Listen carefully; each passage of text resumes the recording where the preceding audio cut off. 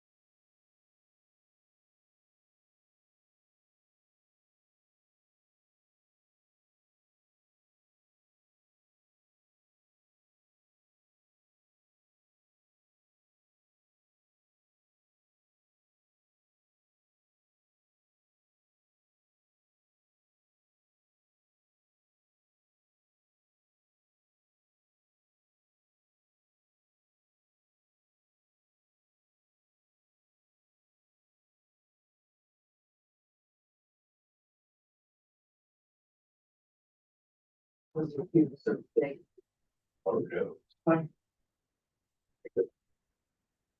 What? Don't know. I don't know. I thought that could be it. Just trying to. Yeah. All right, there. All right, we're going to call the meeting order. Please stand for the pledge, remain standing for the prayer after by Pastor Brad East. Pledge allegiance to the flag of the United States of America and to the republic for which it stands, one nation, under God, indivisible, with liberty and justice for all. We all take a moment. Our is in prayer. Heavenly Father, first off, can I say thank you? Thank you for blessing us last weekend, Lord. Thank you for giving us the opportunity to have fellowship, to invite other communities far beyond into our small community, Lord. And thank you for blessing us, not only with your presence, Lord, but also your presence in the flesh. Because you always promise to be with us in your spirit and your word, Lord, but we see you in the flesh through our first responders in our military, those people that have answered the call to keep us safe, so that way we can continue spreading your gospel message alone.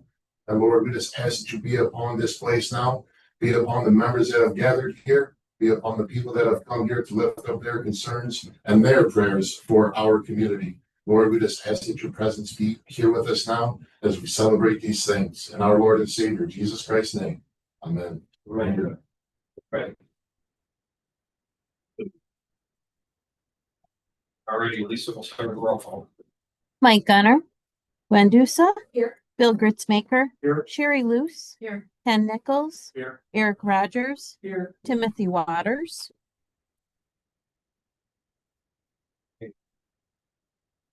Next, we have minutes in front of us from June 22nd. We need a motion to approve those unless there's changes. Move to approve the minutes of June 22, 2026 as presented. Support. Motion Bill and a second, Sherry, to approve the minutes of June 22nd, 2026, regular meeting as presented. Any changes? None, Lisa, call roll. Ken, Yes. Eric, Yes. Tim, Yes. Gwen, Sherry. Yeah. Bill. Yeah. Mike. We have presentations and communications. We do have a few proclamations in front of us. One for MAC, their 50-year anniversary, and one for PLC, their 70th anniversary. To Bring forward business to the community, Daniel's got proclamations. So, All right. Whereas Michigan Agricultural Commodity celebrates its 50th anniversary in 2026, marking 5 decades of dedicated service to Michigan's agricultural industry. And whereas since its founding in 1976, MAC has grown into Michigan's largest grain handler while remaining committed to providing quality grain marketing, agronomic services, specialty crop programs, and innovative solutions to farmers throughout the state. And whereas the MAC facility in Blissfield has been an integral part of the village's business community, supporting local producers, creating jobs, contributing to the local economy, and strengthening the agricultural heritage that has long defined our region. And whereas the success of MAC is a testament to the vision and dedication of its founders, employees, customers, and partners who commit to excellence, has earned the trust and respect of Michigan's agricultural community for 50 years. And whereas the Village of Blissfield is proud to recognize the positive impact that MAC has made on our community and extends its appreciation for the company's continued investment in agricultural, economic development, and the future of rural Michigan. Now, therefore, you, the council, do hereby proclaim our recognition and congratulations to MAC on its celebration of its 50th anniversary and commend its leadership, employees, and customers for 5 decades of outstanding service, innovation, and commitment. You read the next one too? All right, let's give them a round of applause. No photos. I know they're not here for a photo, but we'll still share it as well. So the next one is for TLC, whereas TLC Community Credit Union proudly celebrates its 70th anniversary this year, marking 7 decades of provided trusted financial services and building lasting relationships throughout the community it serves. And whereas since its founding in 1956, TLC Community Credit Union has remained committed to the credit union philosophy of people helping people, providing quality financial products, personalized service, and financial education that empowers its members to achieve their goals. And whereas TLC has established itself as a valued community partner by supporting local businesses, schools, nonprofits, community events, and charitable initiatives that enhance the quality of life for residents throughout our area. Whereas the Blissfield branch has proudly served local members by delivering exceptional customer service and reinforcing the credit union's commitment to community involvement, economic growth, and financial well-being. And whereas the continued success of TLC is a reflection of the dedication of its board of directors, leadership, employees, and members whose shared commitment has fostered growth, trust, and financial strength for 70 years. Whereas the Village of Blissfield is pleased to recognize TLC for its long-standing contributions to our community and extends its sincere appreciation for its continued investment in the people and businesses of Blissfield. Now, therefore, you all, as the council, hereby proclaim our recognition and congratulations to TLC Community Credit Union on the celebration of its 70th anniversary and commend its board of directors, employees, members, and volunteers for 70 years of dedicated service, financial leadership, and commitment to strengthening the communities they serve.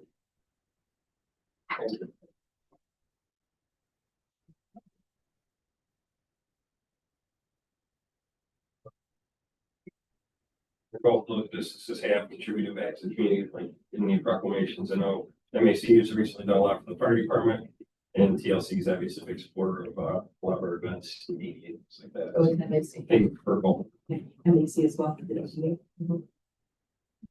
All right, moving on, correct code enforcement report. U.S. Zoning Administrator, Matt Miller here. Turn it over to Matt.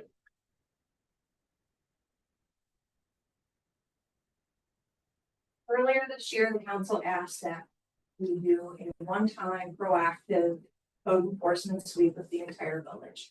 I've put together a small presentation, which Lisa's going to put on the screen for you to view too, but it's also in your agenda packet. Just with a brief overview of what we accomplished in the last few months doing that one-time sweep. Sorry, No, it worked when I tried it earlier.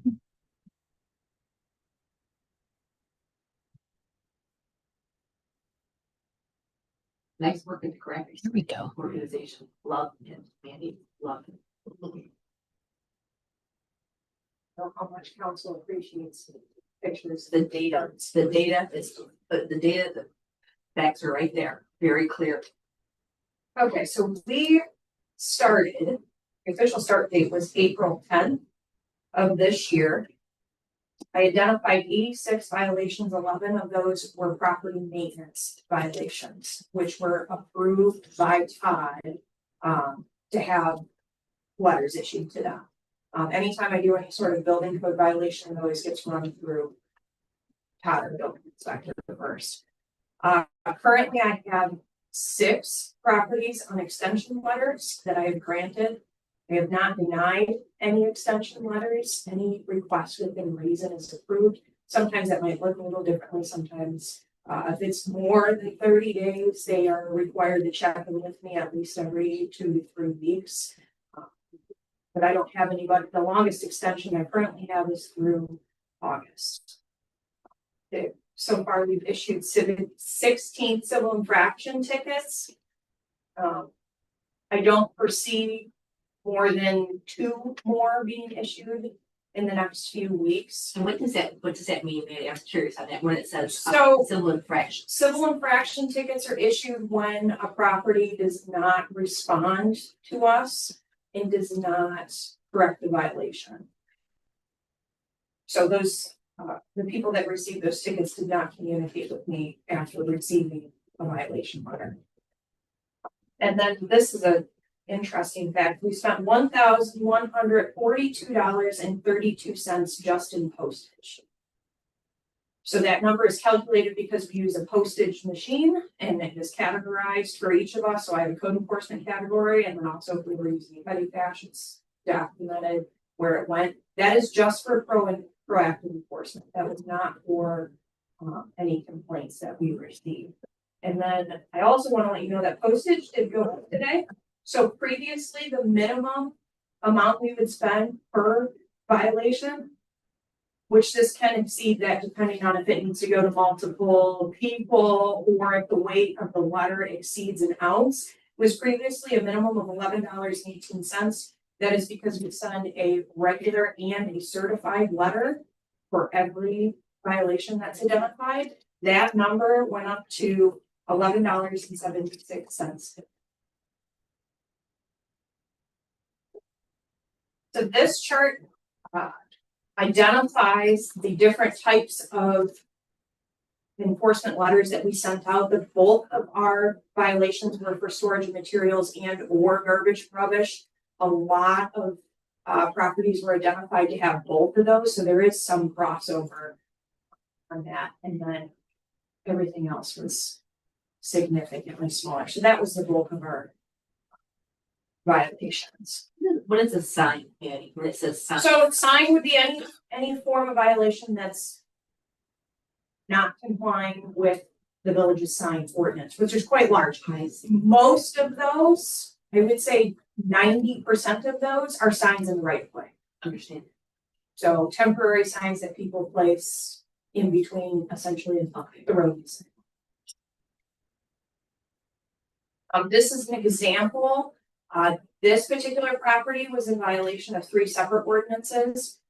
So we identified improper storage materials. They were violating our refrigerator storage ordinance and the inoperable vehicle ordinance. This is an example of a property maintenance code violation. Their accessory structure roof is caved. And I would like to highlight that we had a 69% compliance rate with letters only. That is, no, they didn't reach out to me. They didn't ask anything of us. They received the letter cleaning up the violation within the designated time frame. Each violation has its own designated time frame. For example, anything with building code is 30 days.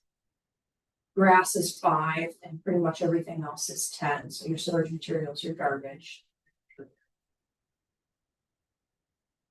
So currently we have 15 violations that are still open. And All of our civil infractions that we issued, 5 of those have since resolved themselves. That number could have gone up. I did this presentation about a week and a half ago, so that could have changed. I need to go out and do a little bit more follow-up. But overall, we had a very high success rate. I do want to highlight how time-consuming this process is. So I wish I would have documented my time minute for minute a little bit more, because there's a lot of prep work that also occurs outside of the numbers you have in front of you. So for instance, when I started the task of looking at how I was going to cover the entire village, I broke it up into 3 quadrants, so we did not miss a single house.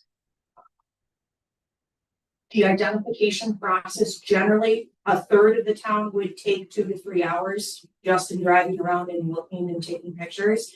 And then coming back to the office and writing the letters is where the bulk of the time is spent. It does take approximately 8 to 10 minutes, and that's being conservative.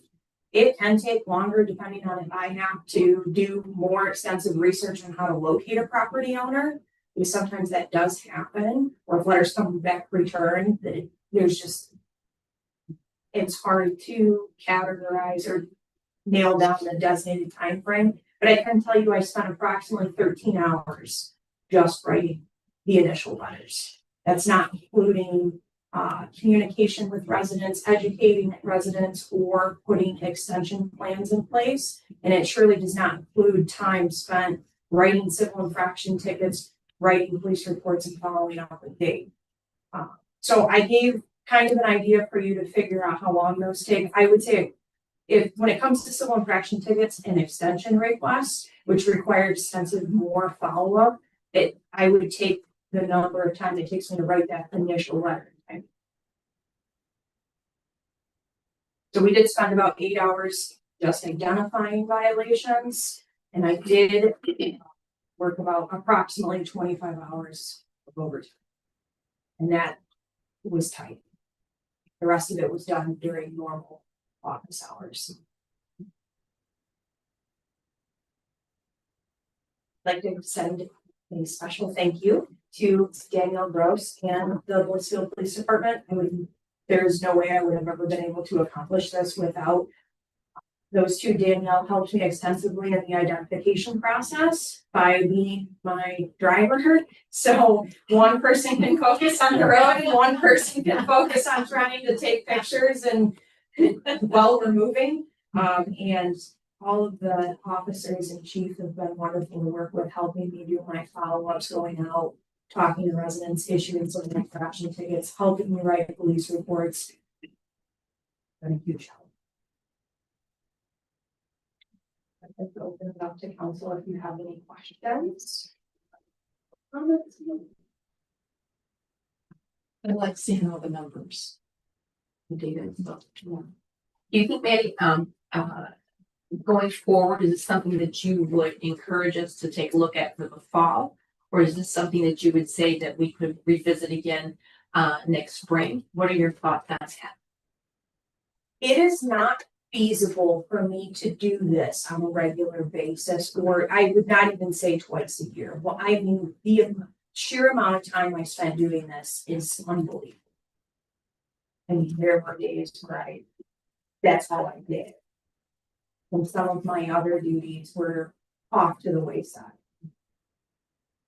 Can I jump in? So, we are going to be talking about this. So when we talked about this at committee of the whole and council gave this direction, at that time, we said that we would do it this year and then we would revisit to see if we were going to continue. I did not purposely put that on the agenda because I wanted you guys to be able to hear Mrs. presentation and digest this information that she's shared with you, or if you think of other questions that you're like, darn it, I should have asked that, then it gives you kind of some time to review and process this. But I do want to put this on a future agenda to talk about how we're going to do it moving forward.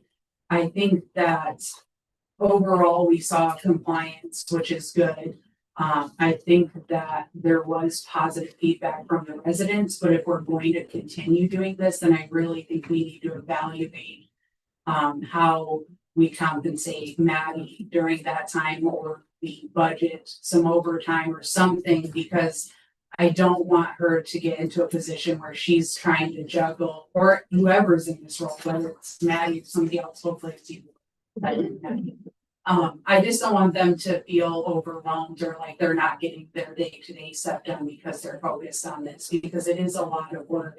And I think Maddie was probably overly generous with her time and what she estimated, because I know I watched her, I drove around with her, I saw the violations. I mean, the amount of time she spent with the PD on follow-ups afterwards, has been pretty significant. So I think that, really, she put a lot of time and effort into this and a lot of work. So kudos to her for doing that. We appreciate it, but it's something we all need to think about moving forward, because I really don't want her to be burnt out or stressed out about all of the other responsibilities that she has. But comments from Meg? What a. Thank you. Presentation is wonderful. Very nice presentation. I do have one question. Did you notice crossover between what you had found and what other residents were calling in to offer complaints? Sometimes, but our complaints are, I should have included that stat on here. I apologize. I did look at it. Our complaints are down significantly from last year, which makes sense because we went out, but occasionally, but a lot of the things I identified, I was honestly surprised that I had not gotten complaints about some of them. Gotcha.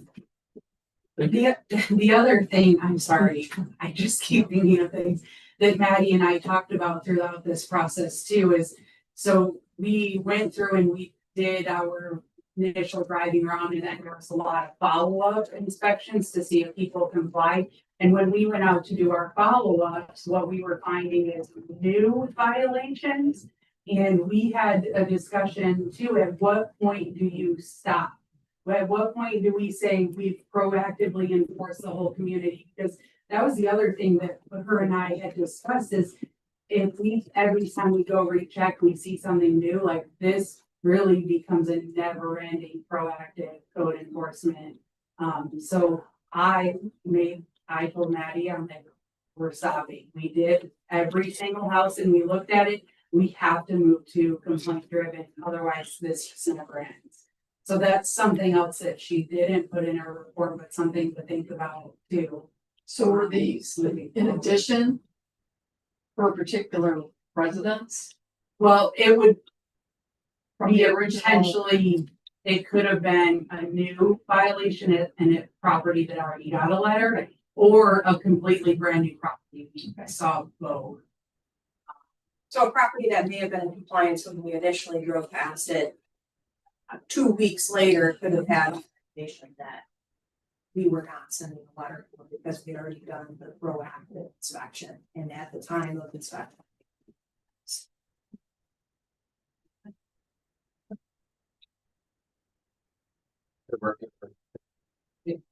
I really appreciate the report.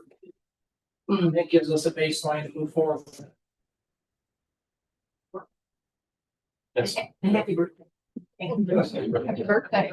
That's a lot of the behind the scenes stuff that people don't see, but again, trying to keep our village charm in check, and, these are neighbors and good stewards of a clean village is critical. So I think it's something we should definitely continue down the line, especially it's nice to hear that we're at 60% compliance for the residents just taking the initiative after getting a letter and information that they do finish. Appreciate it. All right. Further presentation communication, we'll move on to approve tonight's agenda. move to approve the agenda as presented. Board. Carrying a second, Tim, to approve tonight's agenda as presented, July 13th, 2026. Please call roll. Gwen? Yeah. Eric? Yes. Bill? Ken? Yes. Tim? Yes. Sherry? Yeah. Mike? Get on first round of public comment. If you wish to address council regarding anything, we just ask that you approach the podium, state your name for the record. She's faster than me. Jackie Bates. This is very timely. Blissfield has been honoring several groups in the last few months, and this evening, recognizing achievements and hard work, all well deserved. I don't have a proclamation, but I'd like to thank Mike for years of his dedication to our community. And this came up because he is also a good sport. You know what he did Sunday? He was in a dunk tank at the Legion. 250th birthday anniversary. I get that. Yes, I did dunk him. But thanks, Mike. I mean, you're out in the community, and it was fun, That's fine. and the Legion really appreciates that. Very good cause. Thank you.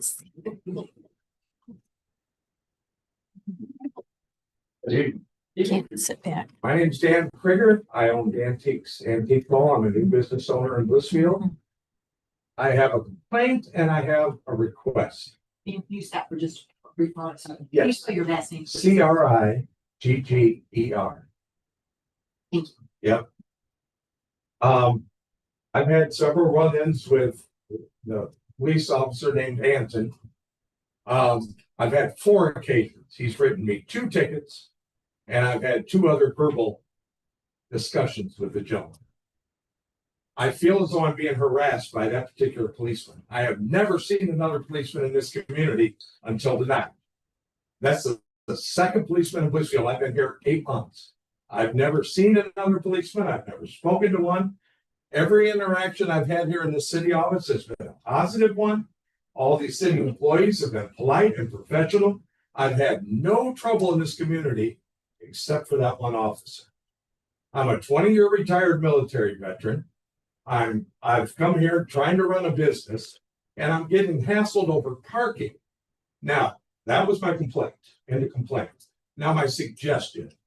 The problem I'm having with the police officer is parking behind my own business. I can't unload in the street.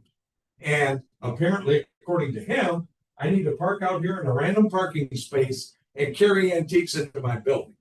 I have 15 vendors. Several of my vendors are elderly, upwards of 70 plus.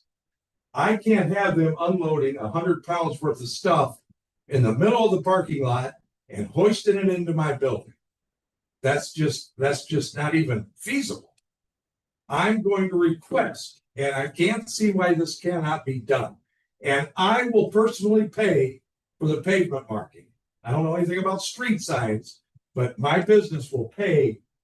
Why can't we make this curved parking lot a one-way? Coming in from the church side, coming out the police department side. That would free up. There's 5 businesses that don't have parking. There's going to be the restaurant, which just was purchased 2 days ago. That's going to be an antique shop. There is myself. Then there is an apartment. Then there is another antique shop. And now the new candy store. We have no designated loading zone. Nothing. Now, the first ticket I received from Anton, I was parked up on the sidewalk. He said, you can't park on the sidewalk.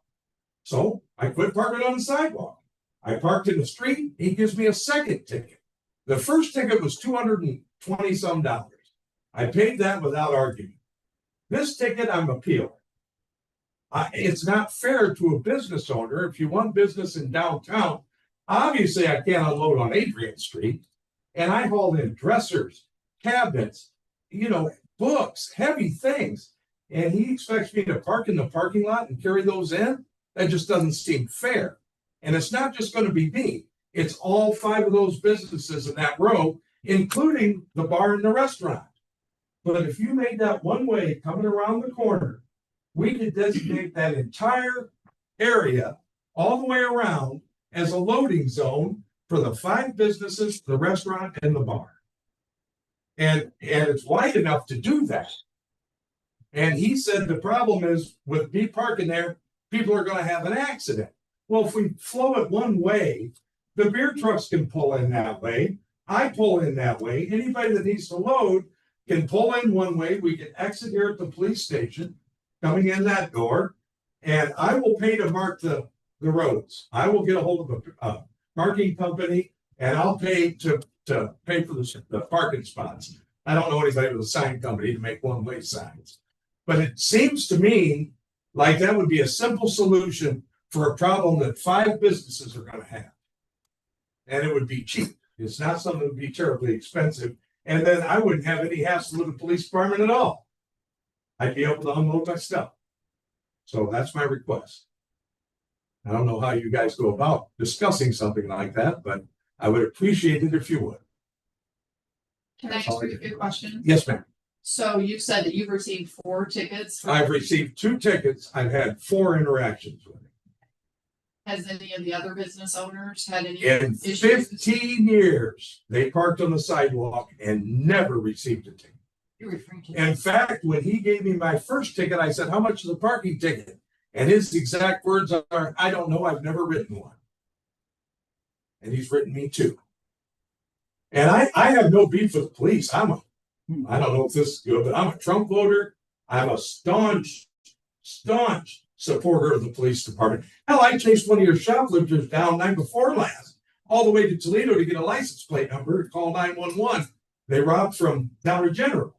I chased them all the way to Ohio, and I actually even physically stopped them. And they said, "What do you want?" I said, "I want the shit back you took from Dollar General." That's what I want. And at any time, have you talked to the chief? I have not. I don't know that. That's why I said this is only the second time I've ever seen another policeman in this town. Nobody has ever given me any grief but that one particular officer. But you've not made a complaint with the chief of police? I spoke to Danielle Gross and she said she was going to look into it 8 or 10 days ago, and she has not got back. I have not spoken to the chief of police. No, I have not. Well, I actually have seen a couple Facebook posts of yours, videos, Yes. that I wasn't very nice. you weren't. I very was nice. not very church-like. I told the people at the church at the rummage sale, "You need me over here because I need you." I apologize, officer. Are you the chief? Well, chief, I apologize. But that man carries a badge, he carries authority, and he carries a gun. The only thing I have to fight that as a citizen is words. And I'm not afraid to use them. No, I am not. There's been 180,000 views of that video. And that's a lot. That's a lot. None of them are all positive on your side. So I appreciate what you have done as far as helping with the shoplifter and stuff.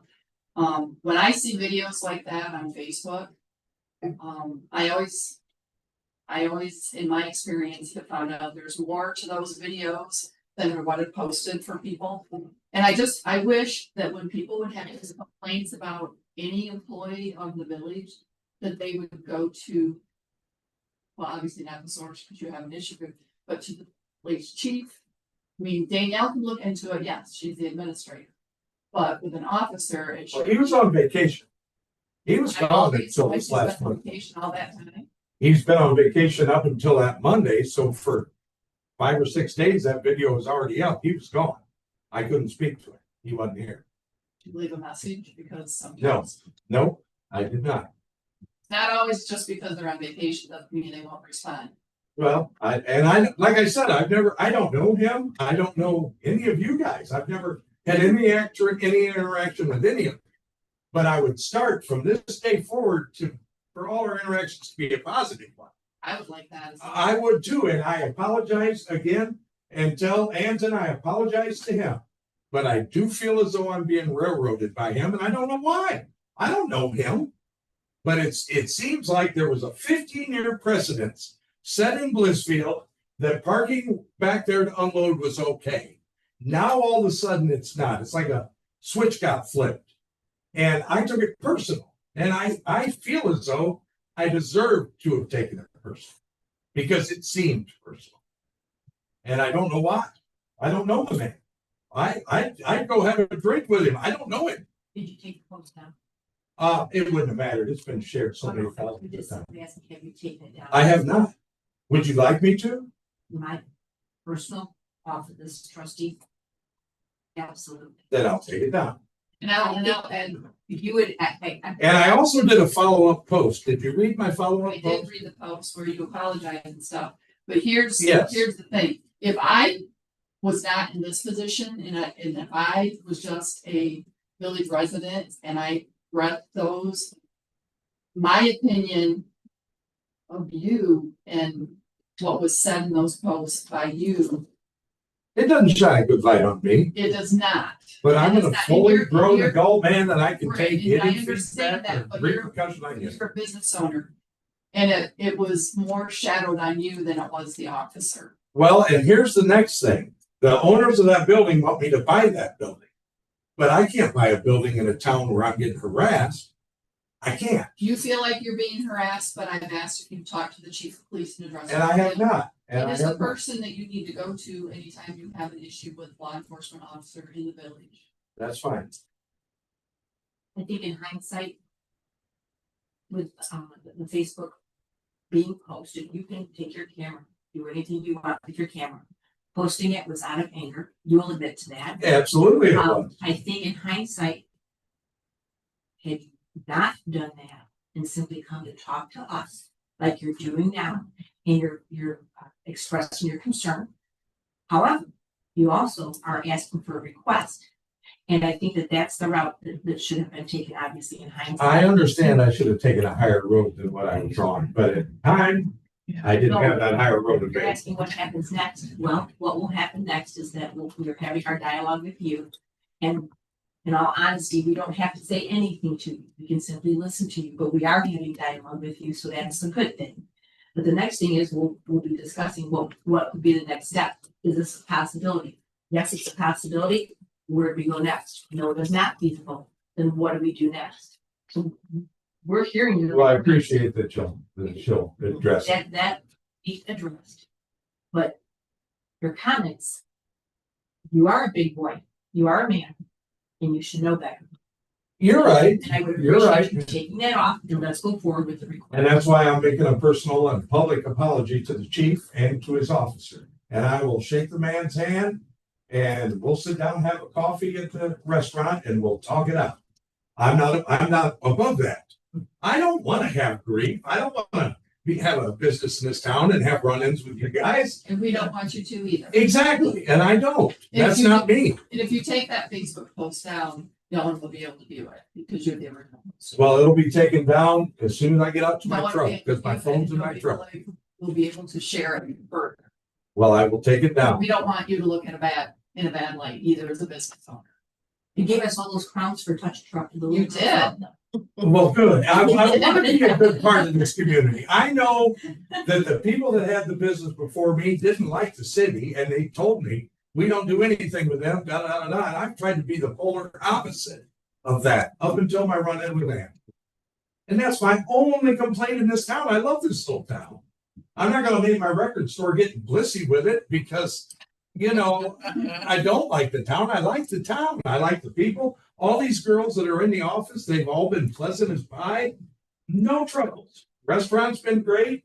Every place I've had interactions with in this town has been positive, except the 4 occasions that I met his officer. That's the only time I've ever had any gripe. And I appreciate you guys' time, and I apologize for any sort of light that's shown badly on you or me or them. And I want to do better going forward. That's all I ask. Looks like a good plan. All right. Thank you. Appreciate that, Dan. Thank you. And we will follow up, obviously, with that request. We do have issues with, parking and unloading zones, et cetera, with that.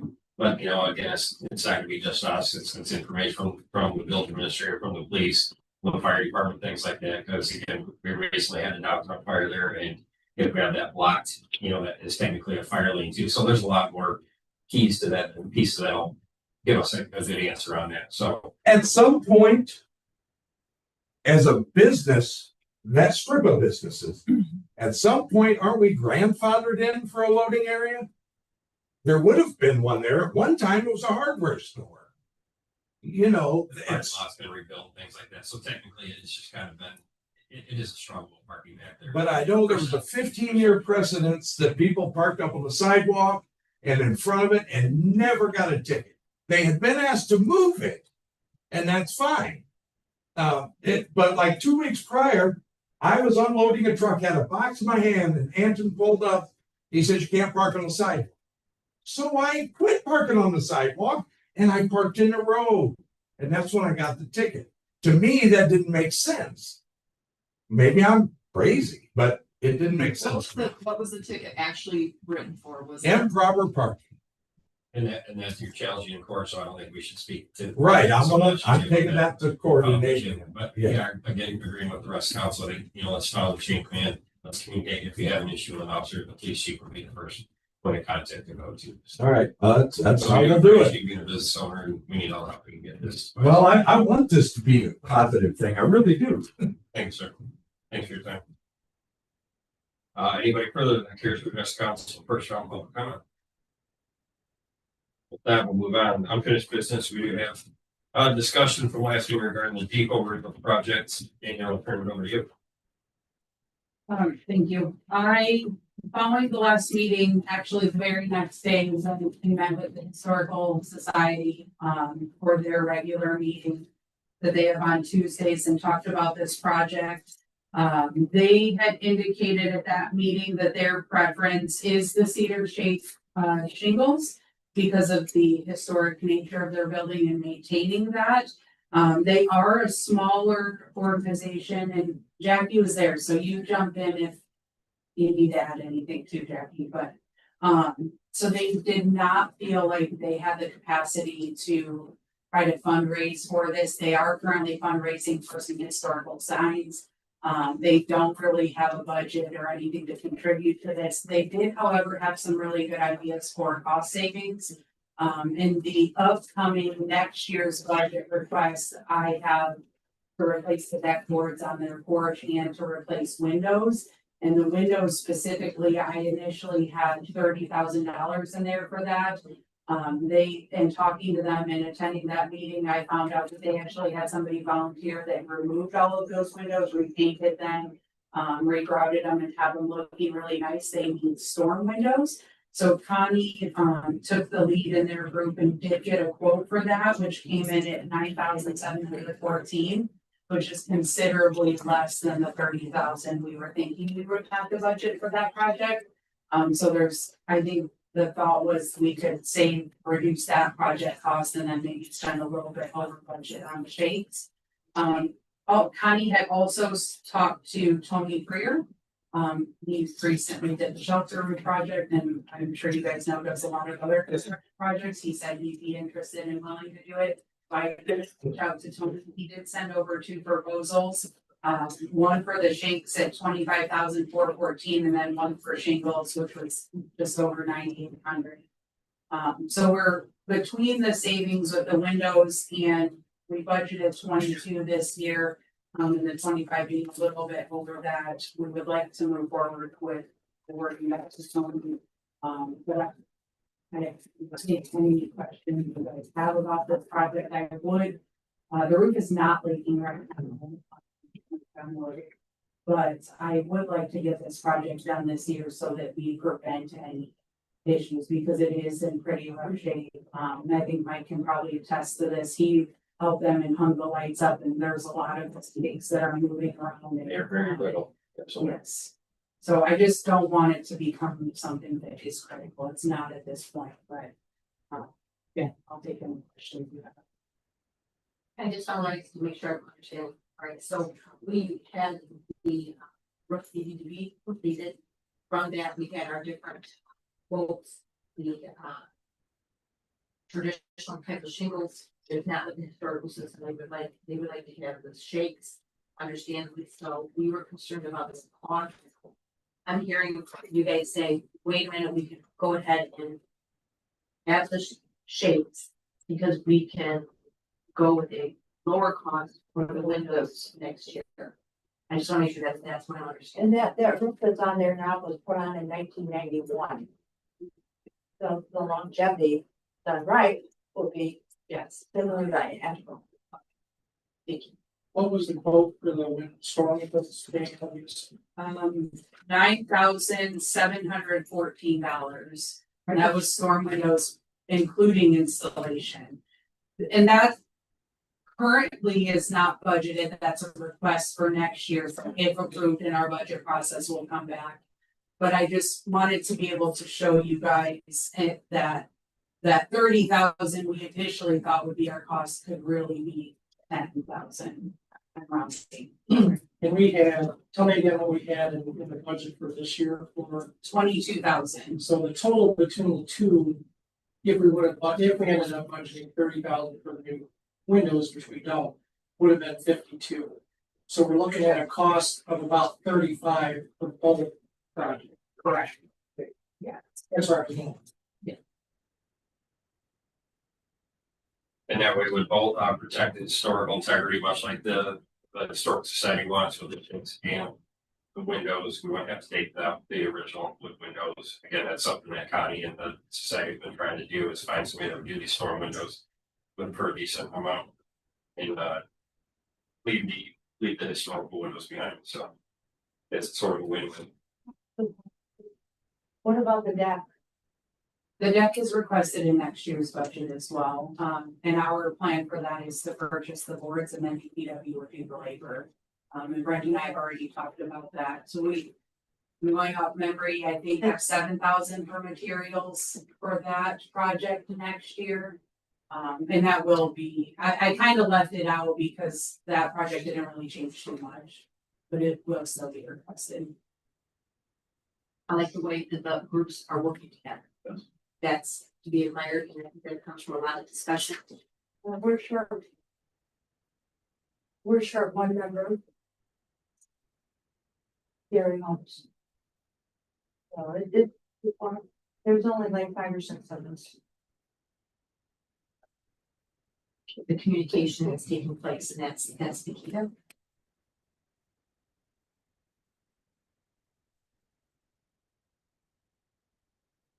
Anyone wants to make a motion? I'll move to award the depot group project to A Freer Construction in the amount of $25,414 and authorize staff to proceed with the project with any budget adjustment to be addressed through the general fund. I'll support. Motion Ken, second Sherry, to award the depot road project to A Freer Construction in the amount of $25,414 and authorize staff to proceed with the project with any adjustment to be addressed in the general fund. Further discussion? Now please call roll. Bill, Yes. Eric, Yes. Tim, Gwen. Yeah. Sherry, Yes. Ken. Yes. Mike, We have new business. We have payroll from us, $153,858.53. I move to approve the payroll orders for the year 2026 in the amount of $102,858.53. I'll support. Well, Sherry, second here to approve the payroll register for June 2026, the amount of $153,858.53. Please call roll. Tim, Yes. Ken, Yes. Gwen. Yes. Bill, Yes. Eric, Yes. Sherry, Mike, Payable. Or if you have the bills in front from June 10th.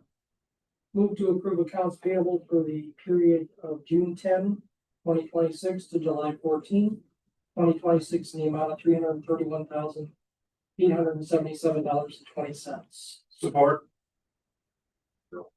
Motion Eric, second Bill, to approve the accounts payable for the period of June 10th, 2026 to July 14th, 2026 in the amount of $331,877.20. Any questions or comments on the bills? Hearing none, Lisa, call roll. Sherry, Yes. Ken, Yes. Gwen. Yes. Tim, Yes. Bill, Yes. Eric, Yes. Mike, Carries. A purchase requested by the water treatment plant. First one is to rebuild the fearless filter, wait pump number 1. Got Nora here. Nora, I'll turn it over to you. So this is a pump that we have to use when we're ready to put a filter back online. After we wash the filter, we filter twice it. So basically that just means we run the filter. We see the filter, that water goes back to the head of the plant. So these 2 pumps are used and alternate as we do those backwashes. we found last month that one of them, was seized up and not working. We looked at it ourselves, can't move it, can't get it to move. Had Kennedy come and look at it, they quoted us for us to pull it, them to come get it, rebuild it in their shop. And then they'll do all the electrical and reinstall. And that is, I guess, motion I gave you guys for the $6,980 for the rebuild instead of a brand new pump. It's $8,062, and then they didn't have installation and startup included in that price. That was about another $12,000. So I just wanted to go with us pulling it, having it ready for them. They pick it up, they rebuild, they bring it back to us, and then they'll plumb it back in and do the electrical work for it from there. So these are original to the plant. So having it be 26 years old and just getting that rebuilt now, I feel like that'll give us a little bit more longevity. And I will add brand new ones in the capital improvement, just kind of down the road, so we don't, nobody gets to think about it. So, any questions?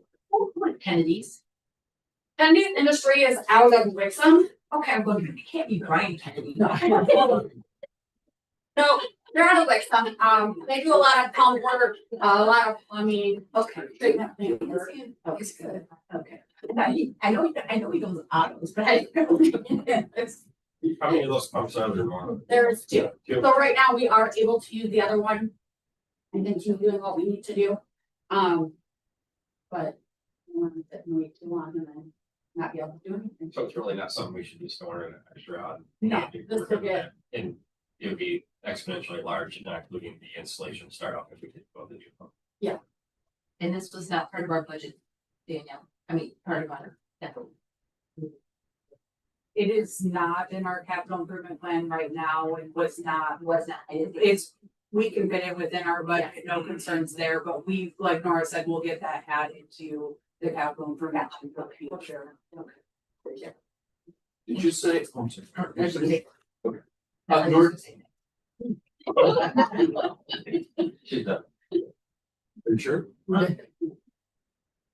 Did you say having an addition, buying a new pump was going to be an additional 12,000 to install it? installation and startup.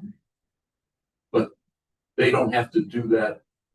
You'll install it and you'll start it up, but they'll plumb it in. Is the new, So the they rebuild. It would actually be, this pump is obsolete.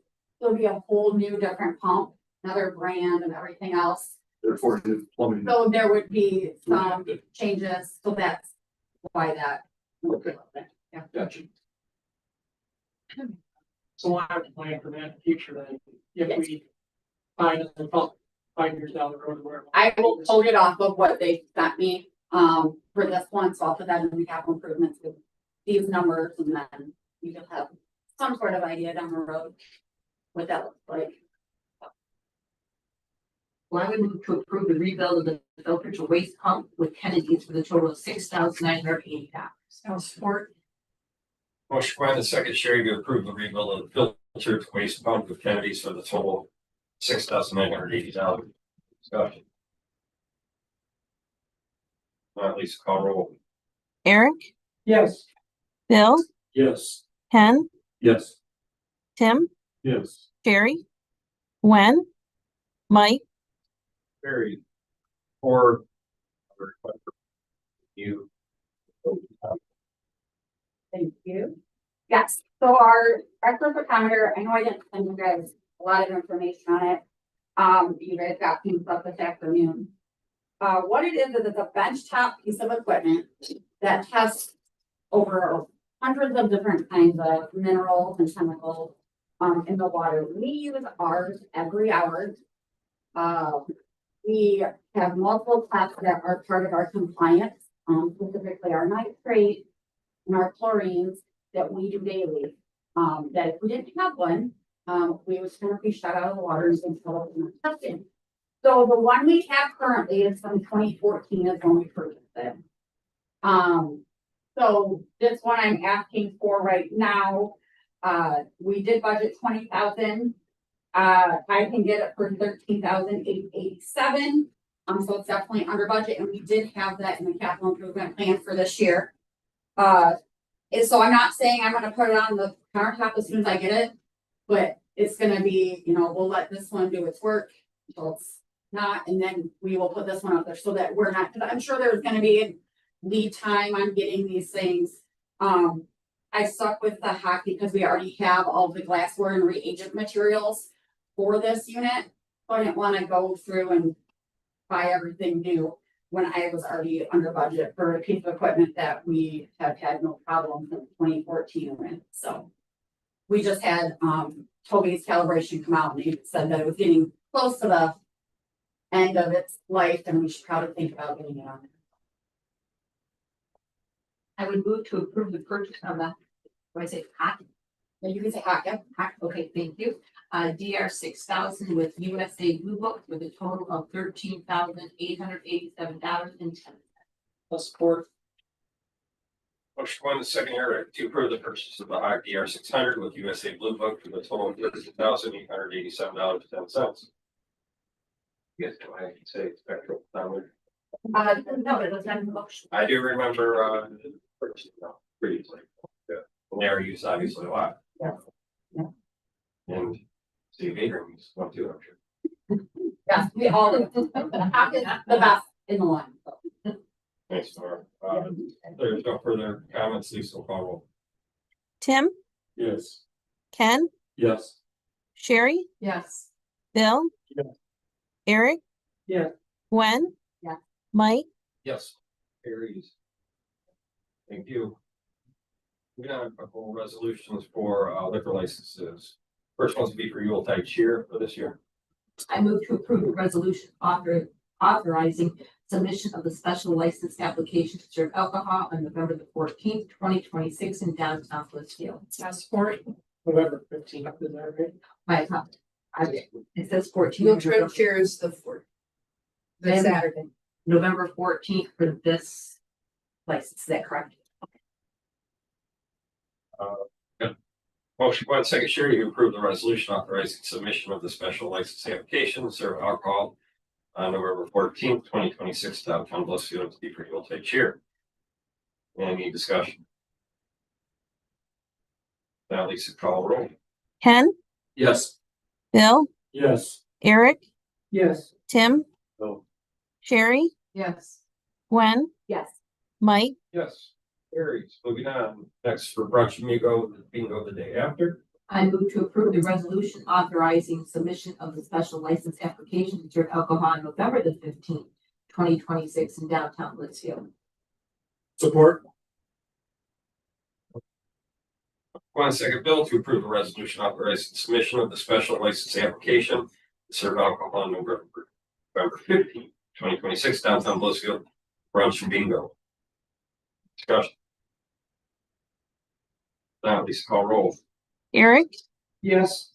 Tim, Sherry, Yes. Ken, Yes. Bill, Yes.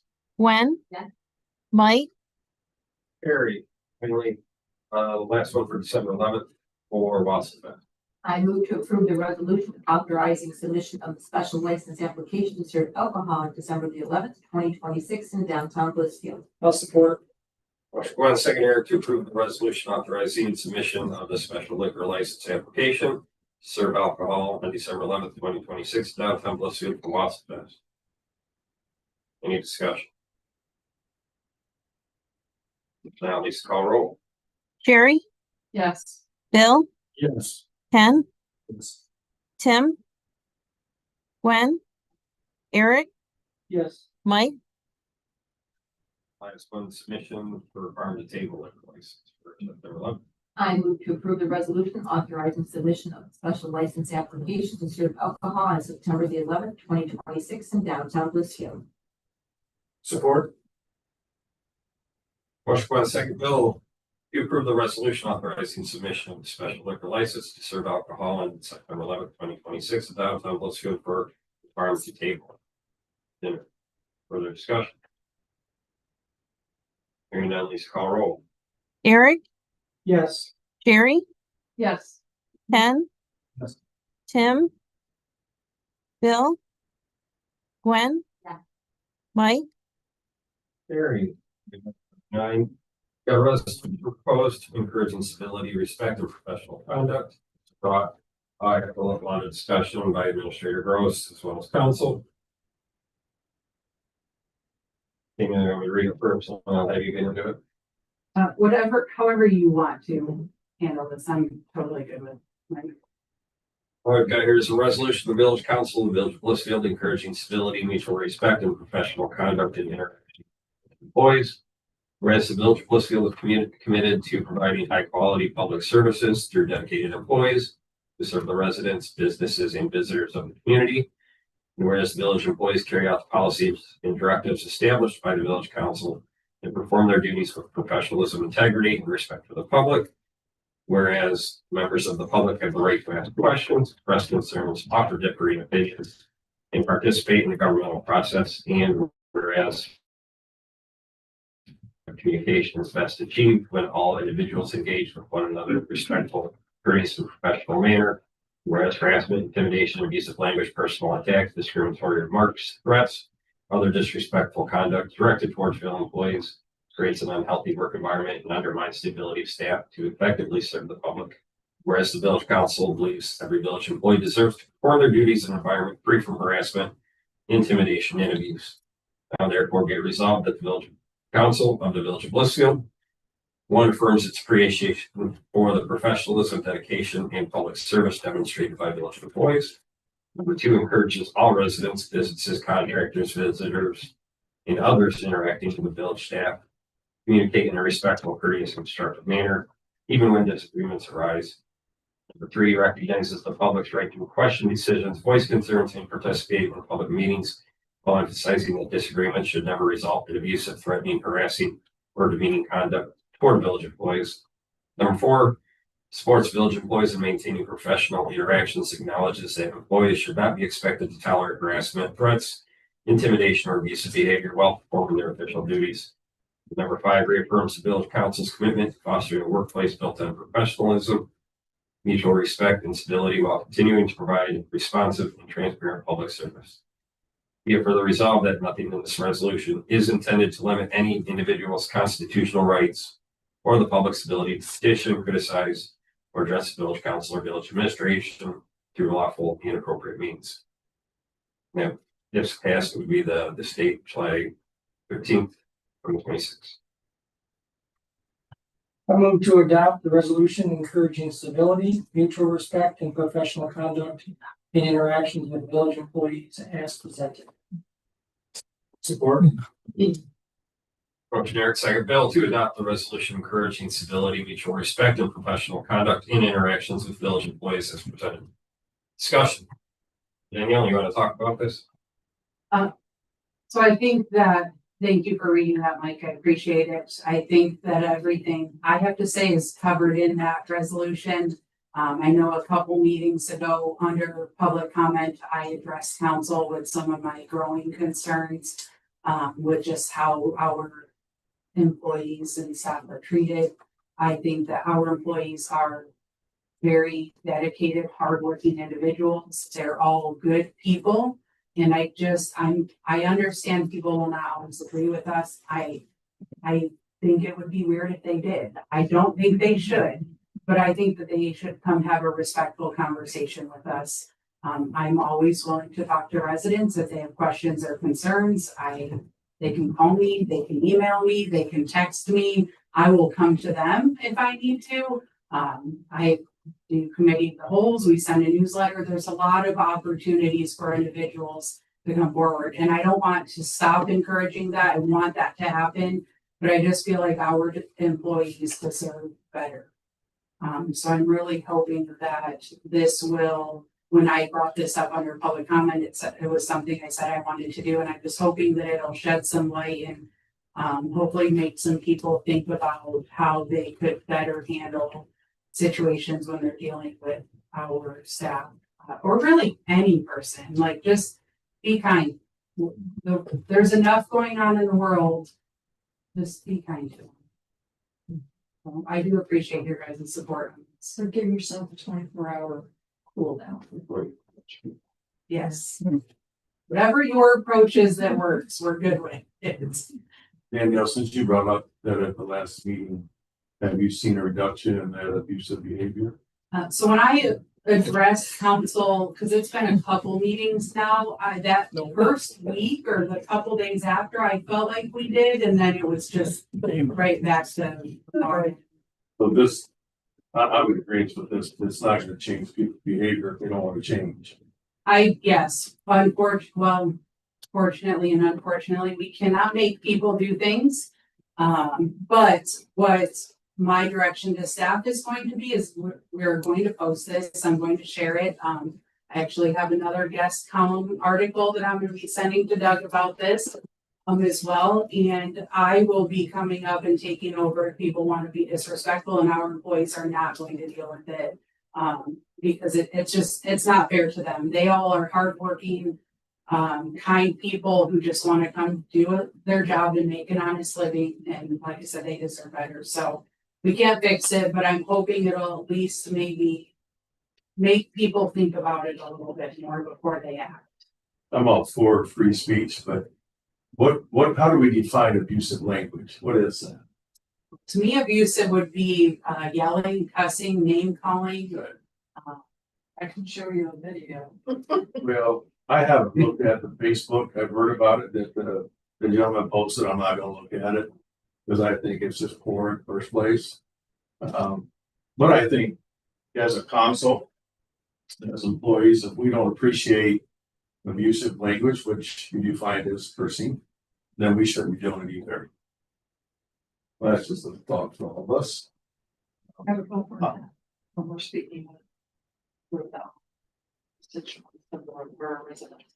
I personally don't appreciate the language that's used up here in public comment. I almost said something about it, but it just speaks of a person's character when they're using that language. And I suppose if I looked at the Facebook post, which I do, I'm not on Facebook, I'm anti-Facebook, that's irrelevant, but I am.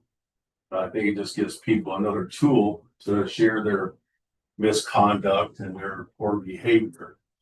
But I find that when they're sharing that, it just tells us what they are.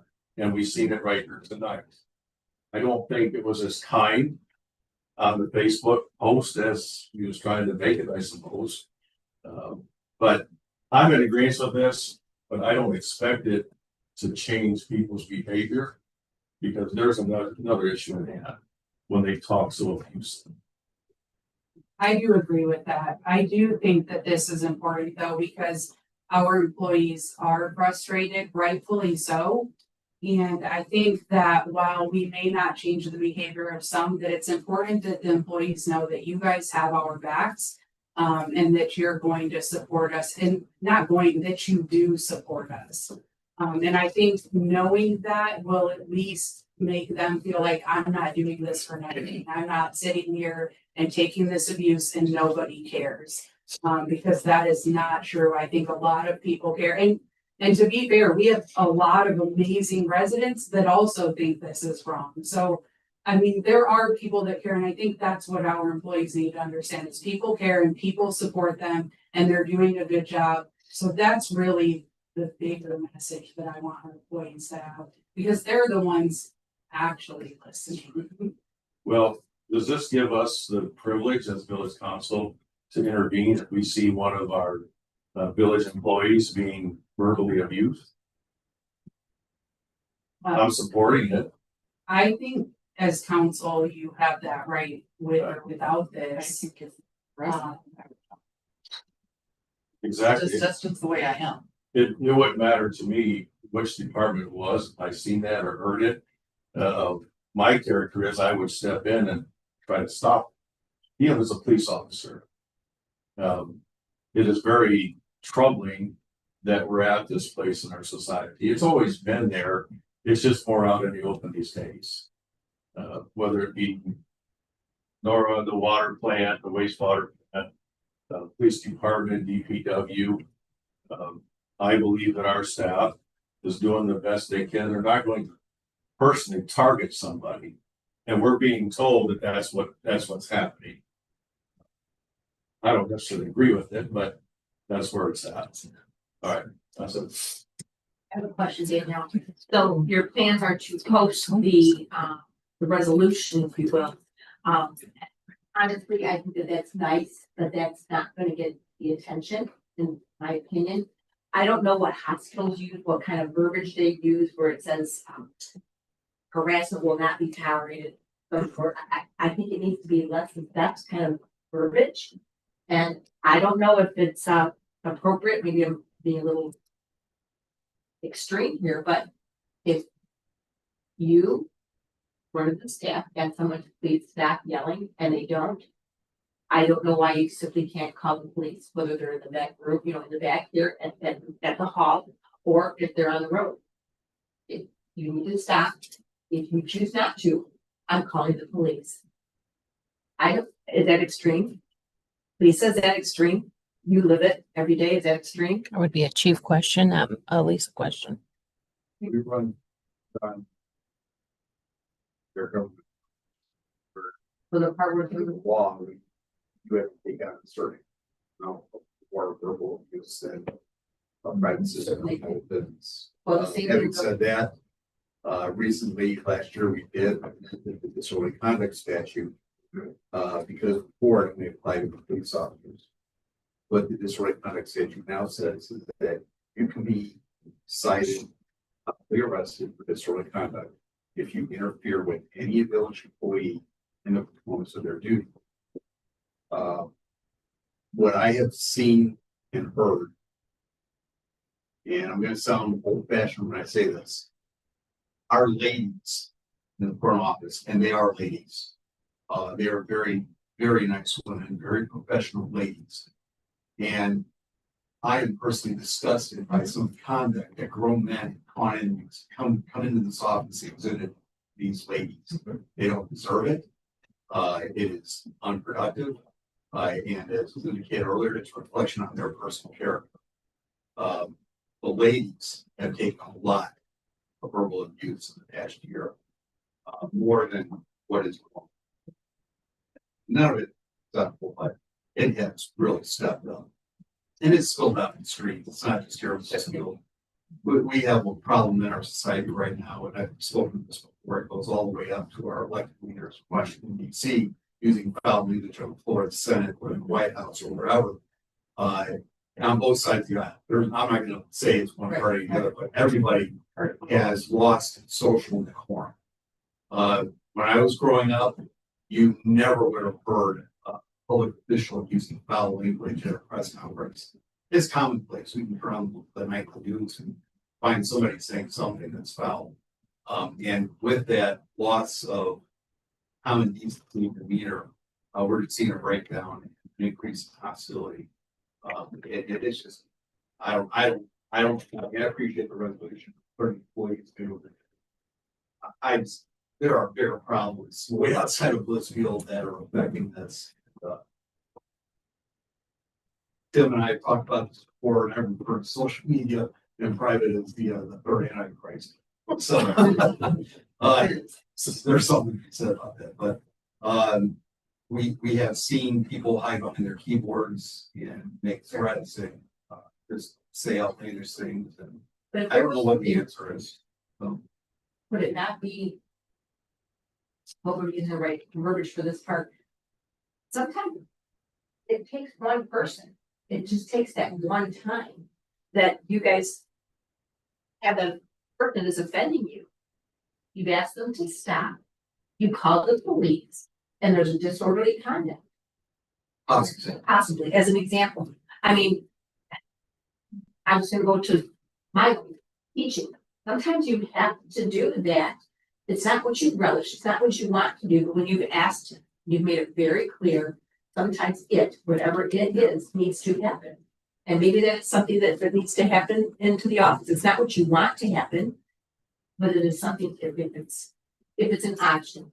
I just was hoping that could be an option for them to take. So I want to interject something. I wasn't kidding about a 24-hour cool down period if someone were to come in and verbally abuse an employee anywhere. I mean, there's a point where it's like, okay, I'm done listening. let me give you 20, I will address this with you. You go home, give yourself a 24-hour cool down period where we can have a dialogue between each other without you screaming at me. I've also been on the other end of a 911 call where I've hung up on people because of the way they were abusing me after I determined it was not an emergency call.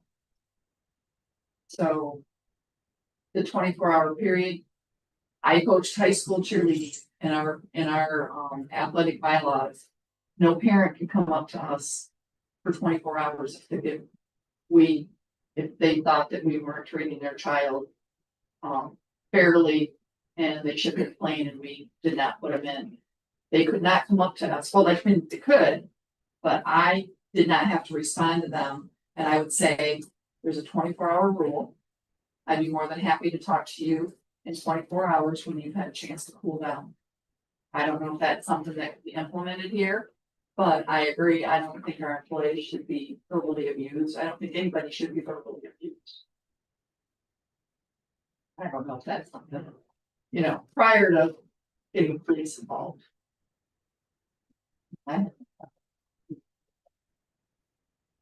Some people, it just makes them matter. Very well trained that person in the issues. So when you get called, we will handle the situation as best we can. And it's not uncommon if we have a situation like that.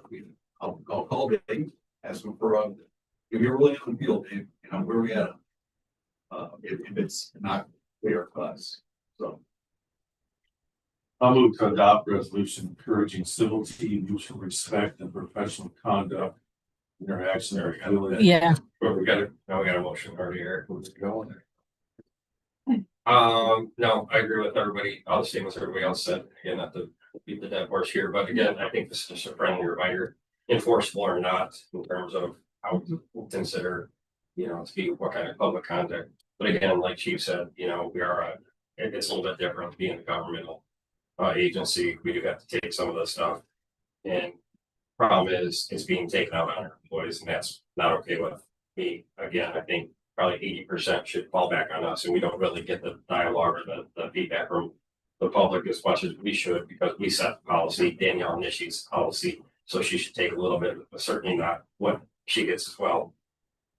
Again, it's following the chain of command, talking to, department heads or following up with the village administrator, or finally coming to us to discuss their issues or concerns, I think is most important for getting that information out to the public. We're the ones that set the policy. If people don't like it, they can discuss it with us. Our staff are just here to do their jobs, and work sucks enough without being belittled or harassed. So we do that to public speaking. Yeah, we've seen uglier, and you can get on YouTube and see ugly, very ugly, school board meetings, city meetings, etc. So again, people do have the right to speak up and state their opinion, but let's try to be respectful as much as we can. Danielle, thank you for putting that together. If there's no further discussion, Lisa will call roll.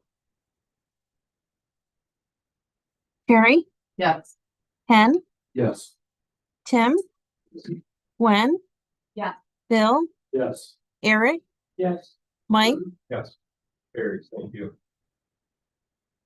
Probably post that right outside the front door, right? Right, what's that? Right, should, but we're not sure yet. Oh, we got a large board out there for that. Moving on, number 10, approve a potential wastewater treatment plant candidate supervisor. We do have Don State here. Welcome, Don. And Danielle, I'll turn it over to you. Thank you. I did post, and I shared this with council internally, the wastewater treatment plant supervisor position. Steve Shields is retiring effective July 31st. So thank you to him for his time with the village. But we are needing to replace that position. We have one applicant to was Don, who is well qualified. He's been working there for 5 years, 4.5. We're gonna round up the 5. 5 years. He's been really stepped up and helped Steve with a lot of things that Steve's been doing, especially when Steve had to take some time off here not too long ago. And things. So I do think he's the best fitting applicant. I had reached out to you guys about doing interviews. I only heard back from one council member that said they were able to. I put this on the agenda, because I really am trying to avoid having a lapse. I would like to be able to get Don moved into this position and have him ready to go so that it's a smooth, transition from Steve to him. So our next meeting's the 27th. I thought I'd take a chance and see if we could get this on the agenda tonight. I'm certainly, if you have any questions for me, Don is present, as well. So if you have questions for him specifically, but that's what I'm asking for. And under the policy, you guys still approve department head positions. Don, you have all the licensing that you need for this position? Yes, I do. Okay. Don, I've spoken with him outside the office here, very good gentleman, very level headed. Again, he's been, we found that promote from within sort of philosophy that are in our personal policies and procedures. Very interesting dialogue in his philosophies on what we could do in terms of the infrastructure improvements that are still needed at the wastewater treatment plant. His ideas, his thoughts, his processes, what he wants to bring to it. I talked about a very expensive lab, other digesters, things like that. So very interested in his background on that, as well as his other ideas regarding stormwater infiltration, things like that. So Don is very well versed, clearly qualified candidate. I think I move to approve the promotion of Don Stacy to the position of wastewater treatment plant supervisor effective August 1st, 2026, following the retirement of Steve Shields, and thank Steve Shields for his service to the village of Blissfield. Passport. Motion Tim, second Sherry to approve the promotion of Don States to the position of wastewater treatment plant supervisor effective August 1st, 2026, following the retirement of Steve Shields. And thanks Steve Shields for his service to the village of Blissfield. Further discussion. Will we be replacing or adding an additional person after? We will be discussing that next week in the budget. All right. Got a thought, but I just bring it out here. Sure.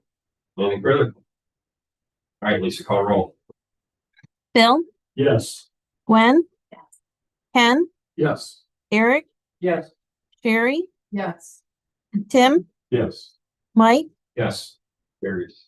Congratulations. Congratulations. You like Laura? Pardon me, You like Laura? Nora? Laura. Laura. You like her? That's. Good idea. He likes me too. Okay. Sorry, Laura. No, Don and I get along. All right. I appreciate you. Thank you, guys. And your commitment to the village. Thank you. Congratulations again. All right, moving on. Last action item, we have Danielle's yearly evaluation. First thing I guess I'll do, Danielle, ask if you want to do this in open or closed session. I am doing this in open session. I figure that since we have it posted here. So appreciate that. So again, very good year. In terms of what Danielle's brought to the table. Want to discuss numbers first? Maybe asking me or the rest of council. Council, I suppose. Okay. No, yes, okay. So, you guys go to page. So Compiled scores start on. yeah, so there's 115 of 176. So again, compile them all together. The total score for this evaluation is 255 points. Danielle ranged 222.857 with council members. She did do a self-evaluation. I didn't take that into consideration. So 222 out of 255 or 87%, if you want to look at it in terms of percentage wise, which always doesn't read so accurately. But again, a lot of good comments, a lot of good statements. If you guys want to get into each individual question or section, or if we just want to go over goals for this and next year. My preference is that we focus on the goals that were done that we had given to her last year. And, if she completed those successfully, we take them off the list, and we want her to keep one or two, then that's going to affect what we add to that list of goals for this coming 26, 27. We would be looking at, Daniel, we have a committee to hold specifically for your goals coming up. Do we have room for that? I do not right I now. thought we did last We year. did last year. I should have planned a little bit better for that, but we have next month, well, we have budget work sessions this month. Next month is wastewater treatment plant tour. Then we have a water treatment plant tour, and then we will be touring and meeting with the Historical Society in October. I'm trying not to have a November committee of the whole because I will not be here. I would really like to not do goals if I'm not here. If I had to have a committee of the whole. And then December is currently, Which is too far down the line for goal. Yeah, I just want to make sure. Well, I'd like to kind of go back in and ask Danielle if she has any questions in particular on any of the group, if you will, like organizational management. Danielle, we looked at that. Did you have any specific questions on any of those kind of things? Do you want us just to go as was suggested to take a look at your goals, where they were and where we should go? So I did review all of the comments that you guys submitted, and I'm gonna say the same thing I've said the last several years. I appreciate those comments. The numbers matter to me because I don't want to get a 50%. That would really, I'd probably cry. So I do care about that, but the comments are really where I find a lot of value. So I went through all of those. I don't have any questions. I actually think you guys all generally scored me higher than I've had in the past. So I'm happy with that. I'm happy to see I'm doing most of things, at least most of them. So I did put the goals kind of together and I listed all of them because Mike did have them on that compiled, but I thought it'd be easier just to look at it at one sheet. And I noticed this, and I think this is a reflection of last year's work that we did. I noticed this year there was a lot more consistency than we've had in the past. So if you look at your goals, a lot of them are repeats. So I think it was Ken that maybe had a good approach. We look at last year because I don't believe I met all of my goals. I tried. So I don't know if you want to keep some of those. And in fact, I believe one of the goals for this, somebody said that they wanted to see me continue one of them. And then maybe just kind of review and make sure that you guys as a whole are good with those goals that are proposed. Again, with the amount of duplicates, I think you probably are, but I want to make sure I'm taking direction from the whole 7 and not individuals. And since you're being transparent about this, Danielle, just want to mention for council and public, generally 4 supplies across the board. The only 3 that you got in was seeking out grant funding and things like that for large scale projects, which we really have to do under. So again, very good numbers, very good job. So I feel like you're very comfortable here and you're continuing to chug away and doing what we hired you to do. So thanks for that. I don't think we're gonna go into the goal thing before we go into the goals. Get down, please. Thank you for everything that you have done in the village. Obviously, we have the opportunity to read what each of us had to say as well.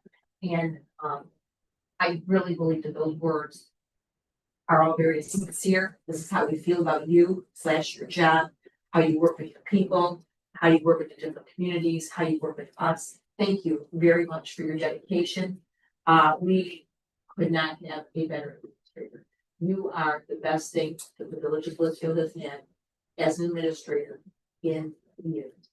I thank you very, very much. I mean this.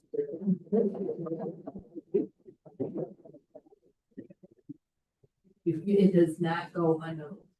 You're welcome. Okay, now we go to your goals. sorry.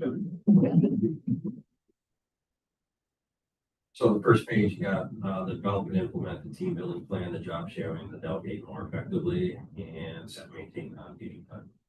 So we have a lot of repeats, like Danielle alluded to in that one. I guess we want to go over what we felt was good and bad about her accomplishments over the year on that, on those goals. That's good. That's kind of what we wanted to create the last year, was to give her some feedback on, and give her something that we want her to see.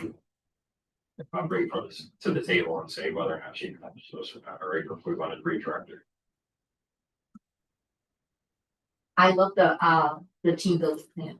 Do you think that there's room for continued growth in that, in Danielle, as far as going with the different activities that can build the group, the cohesiveness of the team?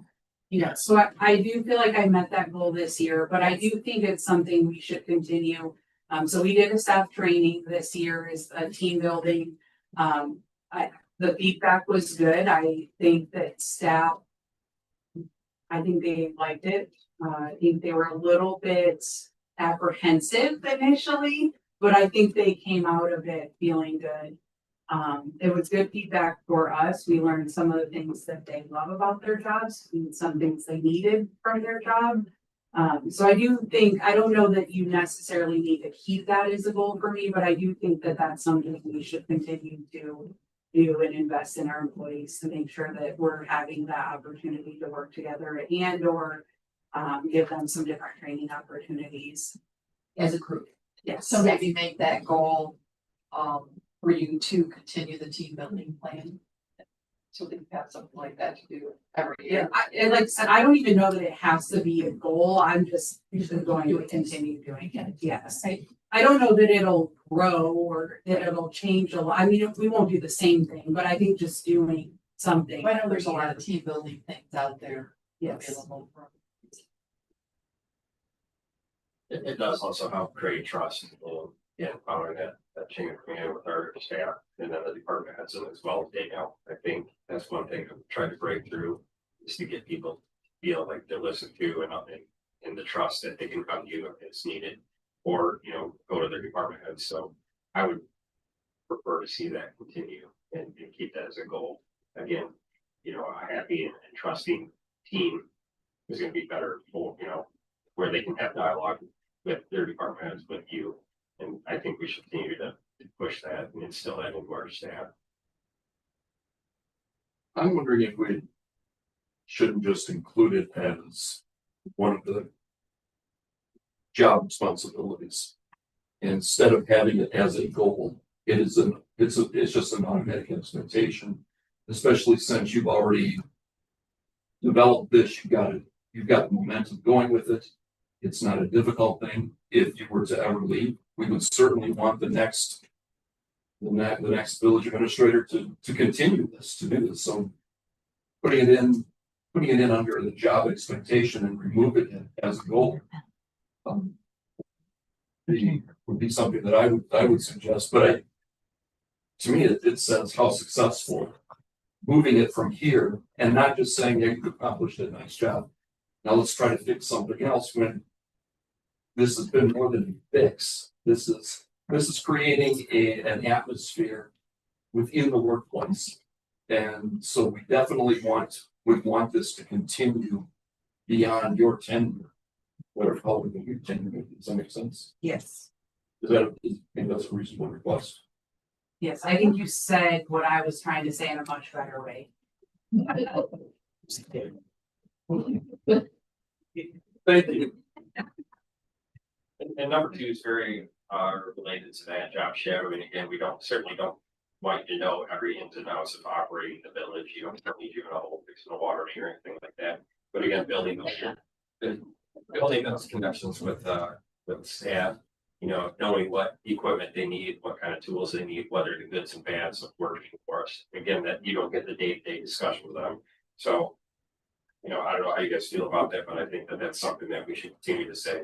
You should try to take some. I'm curious, Nora and Don both being here, just from, I know there's staff that's in-house here.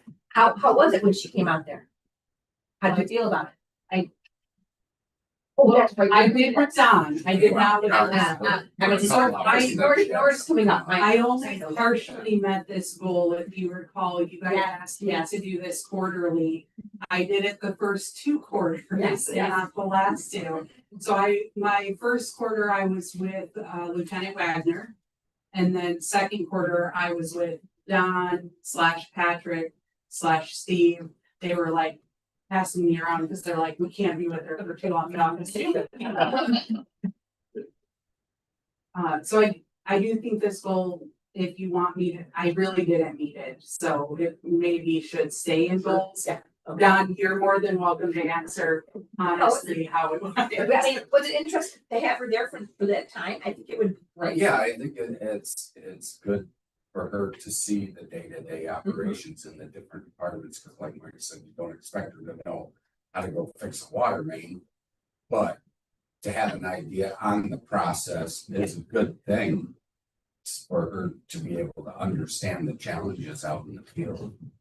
And I'm sure you would concur again, well, have her out there for the full time. When that would be. So Danielle, for you. Yeah. Disregarding the second 2 quarters, but the first 2 quarters, how was it for you, Michelle? So I actually did learn a lot. I kind of picked the PD first because a couple of reasons. I thought they'd be the hardest to go with, but I also thought they'd be the most interesting because I don't get to go ride around with them. And I told Lieutenant, I was like, something's got to happen. But I did learn a lot. Scary when she asks for a vest and a gun. Things that it wasn't all that exciting. Nothing really did happen major, but I got to see their job in a different perspective, which I thought was really helpful to me because I don't do what they do every day. And so when they say things to me, I see it in a different kind of viewpoint. And so that was interesting. And then when I went out to the wastewater treatment plant, I went on Wednesday specifically. They said, if you're gonna come, you have to come Wednesday. That's our busiest lab day. So we went through and did a ton of labs and it was a lot of information. I'm not gonna lie, I don't know that I can't go do it because I'm like, yeah, I'm not gonna remember this. But it was, I think good just to kind of see what they do. So I don't know that I have mixed feelings on this goal because I have enough to do in my regular job, but I do see the benefit to it as well. I would think it is a goal. Yeah. I agree. And I certainly want our staff to feel open to speaking with you on these, whether it's a department head or just a staff member. Again, if we're out there buying, Dollar Tree shelves or something and that you stand me, like they should be able to talk to you and say, hey, let's go with a better. Maybe that's very vague, but we need something more quality out here because doing our job over and over is shelf to the staff. So they should have the freedom to speak to you. And I hope that you're encouraging them to say what you feel to get that information. That helps us out with budget planning time as well for, priorities, things like that you bring us, we can't afford everything. So provide advice, I think that's a good time to sort of jot down notes. For us, what kind of projects, what kind of infrastructure things are going to change. Still being aware of change. Okay, yes. Okay, delegate more effectively. I guess that was on this whole spot. Gwen's laughing, but I so am. And Laura's not allowed to speak right now. Richie. I actually am really proud of myself because I did very low. I did far more than 6 times. I know I need to work on this though, but seriously, I did hear you guys and I really did try harder to do better at this. I feel like you've heard a lot of the pool and it already. Don't look at Lisa, don't look at Lisa, don't look at us. You spend a lot of time on that aquatic center and that is, again, your day-to-day duties are much more important than maintaining people. So yes, we do, I think, majority wise, need to delegate some sort of person to take over that, whether it's the managers or whether it's Parks and Rec or whatever, but again, you do have a lot of day-to-day operations, and yes, you do a lot in not only on the clock, on your own time for the pool, but again, your duties are much more important than operating that aquatic center. I would not recommend that we put that in the job description for the village administrator to also manage the aquatic center. I'm just gonna smile. It is always sometimes it's easier just do it yourself, but you do have a lot on your plate, so again, delegate authority, wording wise, you got plenty of staff underneath you. But we do have somebody already out the pool, correct? Yeah, our man, honestly, they're amazing. I do a lot before they start. I say a lot. I have now kind of a routine where it's easy now because I've got systems and procedures in place. So a lot of it is like printing paperwork and getting things ready so that when they open and start up, they run it. They put all the chemicals in, they do all the recording. Brian does all the scheduling with the staff. I mean, I really, You do a lot of the upfront.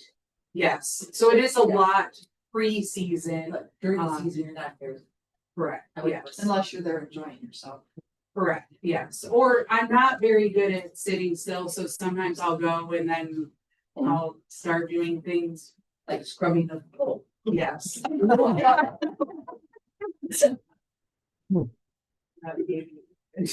Baby. But that's partially not my inability to delegate. It's my inability to sit still. That's who you were. A lot of that, like you said, you were there enjoying yourself, but you also were like, oh, you know what? I can enjoy myself and still scrub and talk to you. So that's what you did. Yes. Right.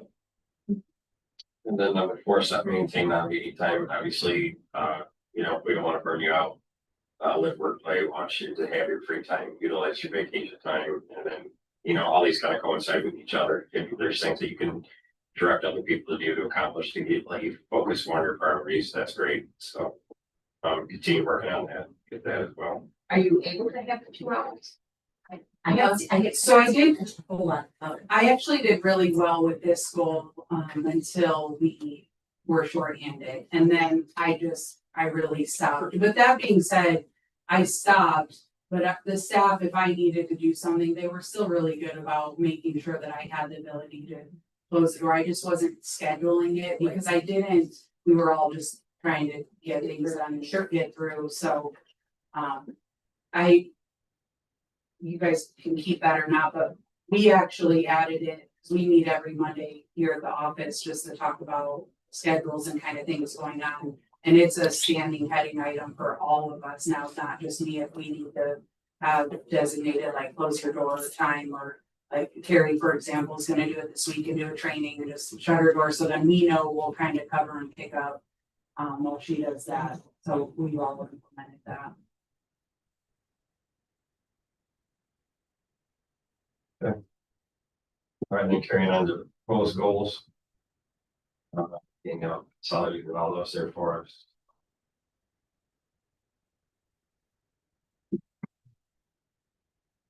Something we want to create tonight. This is something we want. That's kind of where I was asking for the pool done, right?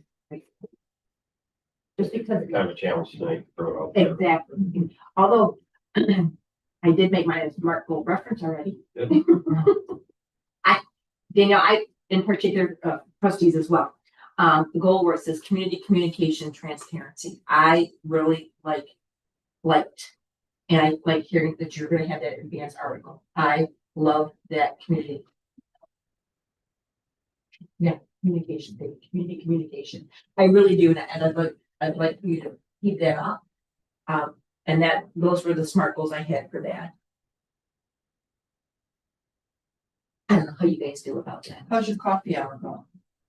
I actually would like to get rid of that. I'm not getting attendance. The last 2 I've had nobody. I would love to do it if people are going to show up, but I don't like to do things just for the sake of doing it. I want them to be productive, and that it just hasn't been. I've done Saturdays. because that was some of the feedback is that they're not available during the week. Both Saturdays I had. I know a couple times I said I'd be there with you and I wasn't, so. But I was. One Saturday I had a couple residents that had no questions, but they're like, we don't want you to sit alone. And they just chatted with me the whole time. The other Saturday, I got a ton of work done, but not a single person showed up. In fact, Ben Forkey, so I have it at Starling, he's like, I should have came and sat with you. I'm like, no, I got a ton done. So I don't know, I want to do things, like I said, that are productive, or if the residents find it beneficial, but I just don't know. Do you think it's time of year, like, you think there'd be more opportunity, maybe during the winter hours when people want to get out, or in the summertime when people get out and don't? I don't know, I started this, it was in the winter when I started this. I think the most people I ever had was 4. I have a record. I'm more than happy to send that to you guys. After each one, I kind of just notate what the questions were, and who attended. So I can certainly send that off to you guys, but I don't know. Your constant contact, I think that's been very well received, that information that you're providing. Yes, we have a ton of people that have signed up for that. I don't even know what our email list is up to now, but we still get people that are regularly at that. So that we will continue that. We do the monthly newsletter, which is really kind of information overload, and then we send some other more focused things, or if we have a press release. Taylor's actually been implemented into rec programs. So I definitely think that has a ton of benefit, and we should continue that.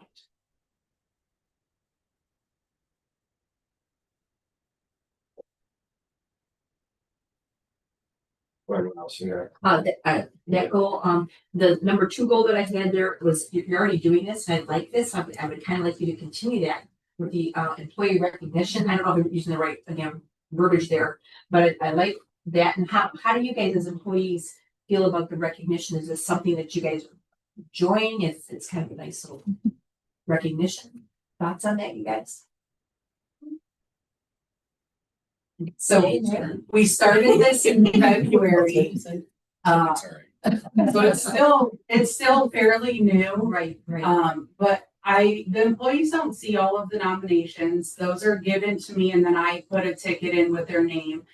So I can tell you that every single village employee has at least 1 nomination.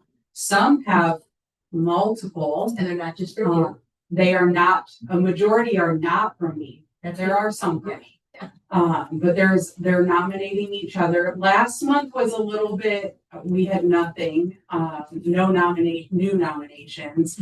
But I already have some for this month, and I think we were all just really busy last month. The employees that have won prizes enjoyed their prizes, but I'm hoping it's still new. So we've had DPW in the office win, but everybody has the chance. So I think maybe ask them for feedback once we're a little bit further along in that.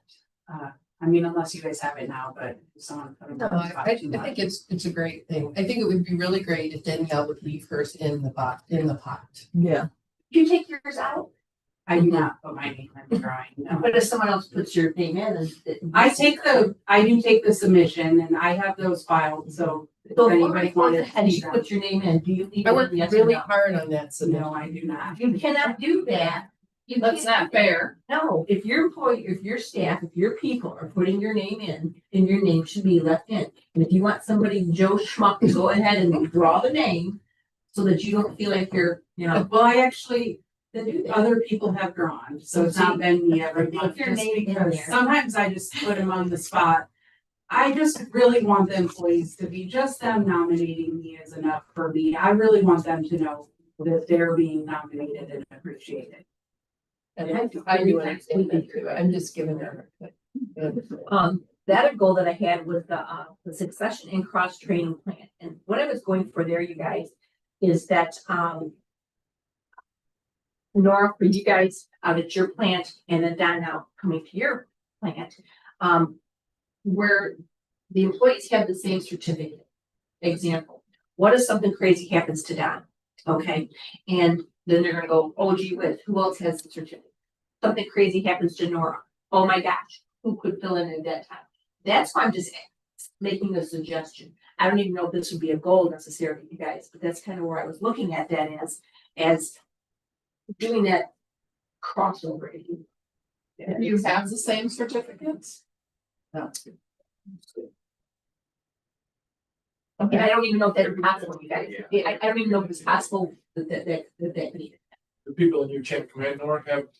Yeah, I have a second operator. He has the same water license as me, but not the same distribution. So I have distribution and water. I do not have wastewater.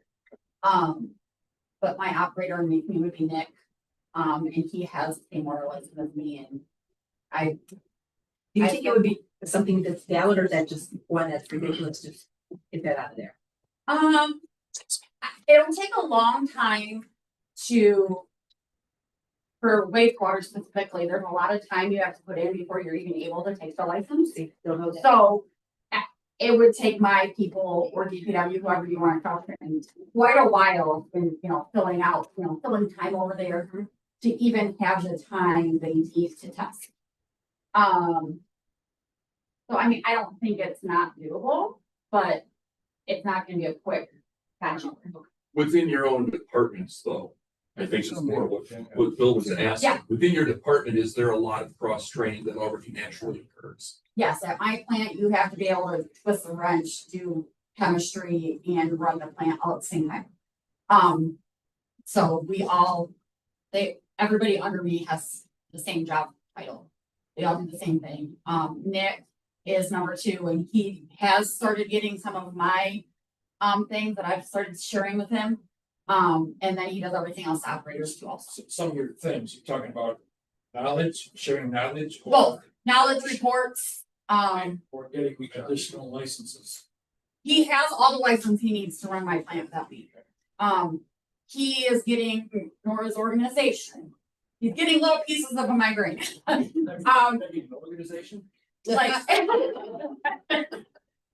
reports where things are. If something crazy does happen to me, he knows he can walk in my office and know where things are to just go. So we have been starting that since he got his license about a year ago. And I know you're new. Well, kind of. But do you have the same structure in your chain of command there? That people, Yeah, we pretty much do. We all do everything. Okay. I think, like if you were in a much bigger city, from what I know, that a lot of the jobs are segregated. You'll have operators, you'll have lab techs, you'll have maintenance guys, and they only do that specific job. Whereas us being so small, we all do everything. Thank you. I just want to expand on that a little bit. I think they already said this, but we already do the succession planning. And I mean, I talked about this earlier when we talked about Don's appointment. Like, we've been working on training him on the things Steve does. Nora mentioned this with Nick, is kind of the he's got the licensing and the next in charge. It's something we're going to be talking about as a group a little bit more in the budget and some other things. It's something. It's one of Brent's goals as well. DPW as well. Yeah, so we are already doing this, so if you want to give it to me, check done, we're good. But I do want to make sure you guys know that is something that's been on our radar. And because I do think it's important to, we have a lot of really good employees that I'd love to see them grow and stay with us and till they retire and leave and have a ton of knowledge and really good ideas, so. I think it's good to promote within whenever we can. And the 4th item that I had there, you guys, the SMART goal, and this the annual state of the village report. That might even coincide with my suggestion for number 1. Just putting that out there with the communication and transparency. So when we have our accomplishments, our financial status, our projects, we know what they are, and maybe that's something they can be going through the meetings, and that could be the quote somewhat of a state of the building. Would that be Yes. Just getting that information, again, we all know it, but if it's out there, be very clear. Yeah. So those are my.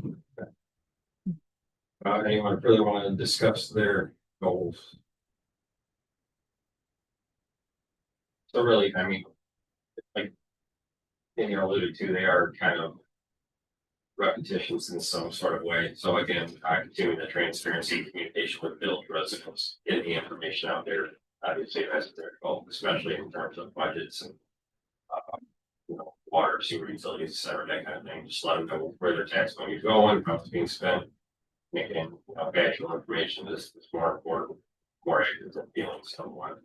Number two, continue the engagement recognition. Obviously, I think that's good for morale for our employees. The succession project, we talked about that. And then the state of the report, that's a great thing as well. So, other than that, continue your, home life balance and continue to delegate things to other staff, prioritize the goals and the jobs that you need to do. Other than that, you guys can take anything further. Go into a whole lot of things. No, as I'm very consistent, yeah, processing and condensing all of this. She mentioned keeping second number 2 of what she had this year of job shadowing. Yeah. So obviously you put the other 2 departments in the first 2 quarters, what you did last year in quarter 3 and 4. And with the comments about maintaining work-home balance, trying to hand off stuff regarding the aquatic center, those things that you have done ahead of time prior to the manager throughout the season, maybe that can be part of the manager's responsibility as well. Not that you can't help them with that, but obviously I think maybe a goal of whatever you all think on this, of being able to hand those responsibilities over to the pool manager so that they're doing that at the time, which is obviously not going to happen this year, but would happen next spring. And that would be a goal. And to me, those 2 things, so the job shadowing and handing over, pulls together a lot of the other comments and concerns that we have, as well as your, several of these are continuing to, and you've already taken that on as part of your job. It isn't just, all right, well, I sent out I did a write-up in the advance and now I'm done for the year. No, it's obvious to us that you are continuing to find ways to get information to the public, and that is the best that we can do, that you can do, because we cannot make the public read the information that is out there. So I would just see maybe those 2 things, and it's gonna changes year to year with goals. We don't have to have a certain number of goals every year. That would be silly. So that's, to me, that's my opinion. Yeah. And finally for me, we increased the Parks and Rec coordinator position, the hours, et cetera. We changed that from the general fund to the Parks and Rec. So I think it makes more sense. Probably start at that position to push a little bit more that they do some of the legwork of the aquatic center that you've been doing. Yeah, and I do have to give Taylor credit because this year I have only done 2 pool posts and they were like last minute weather closures. She has done every other, like Shark Week, the 4th of July, the aqua size. She's created those, she's done them, she updated the website for swim lessons. So she is already taking on a lot of those pool responsibilities that I was previously doing. Like I said, I've barely done, other than it was like a weekend when we closed early one day.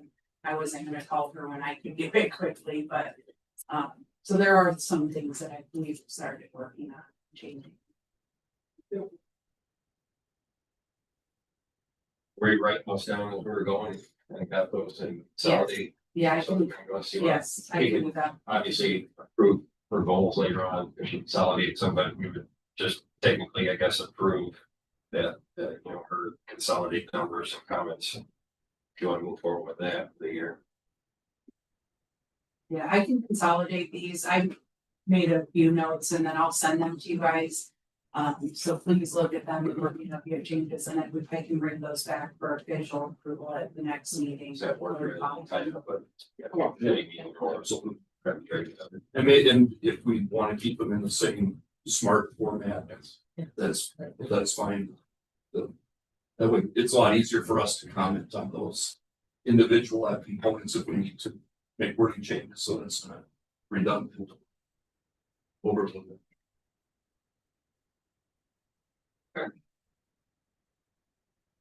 So if you want to motion to approve the LC annual performance evaluation. I move to approve the village administrator's annual performance evaluation as presented and authorize the village president to execute the evaluation. Support. Motion by the secretary to approve the village administrator's annual performance evaluation as presented and authorize the village president to execute the evaluation. Further discussion on that. And thank you, Danielle, for all your hard work. Please call roll. Bill, Yes. Tim, Yes.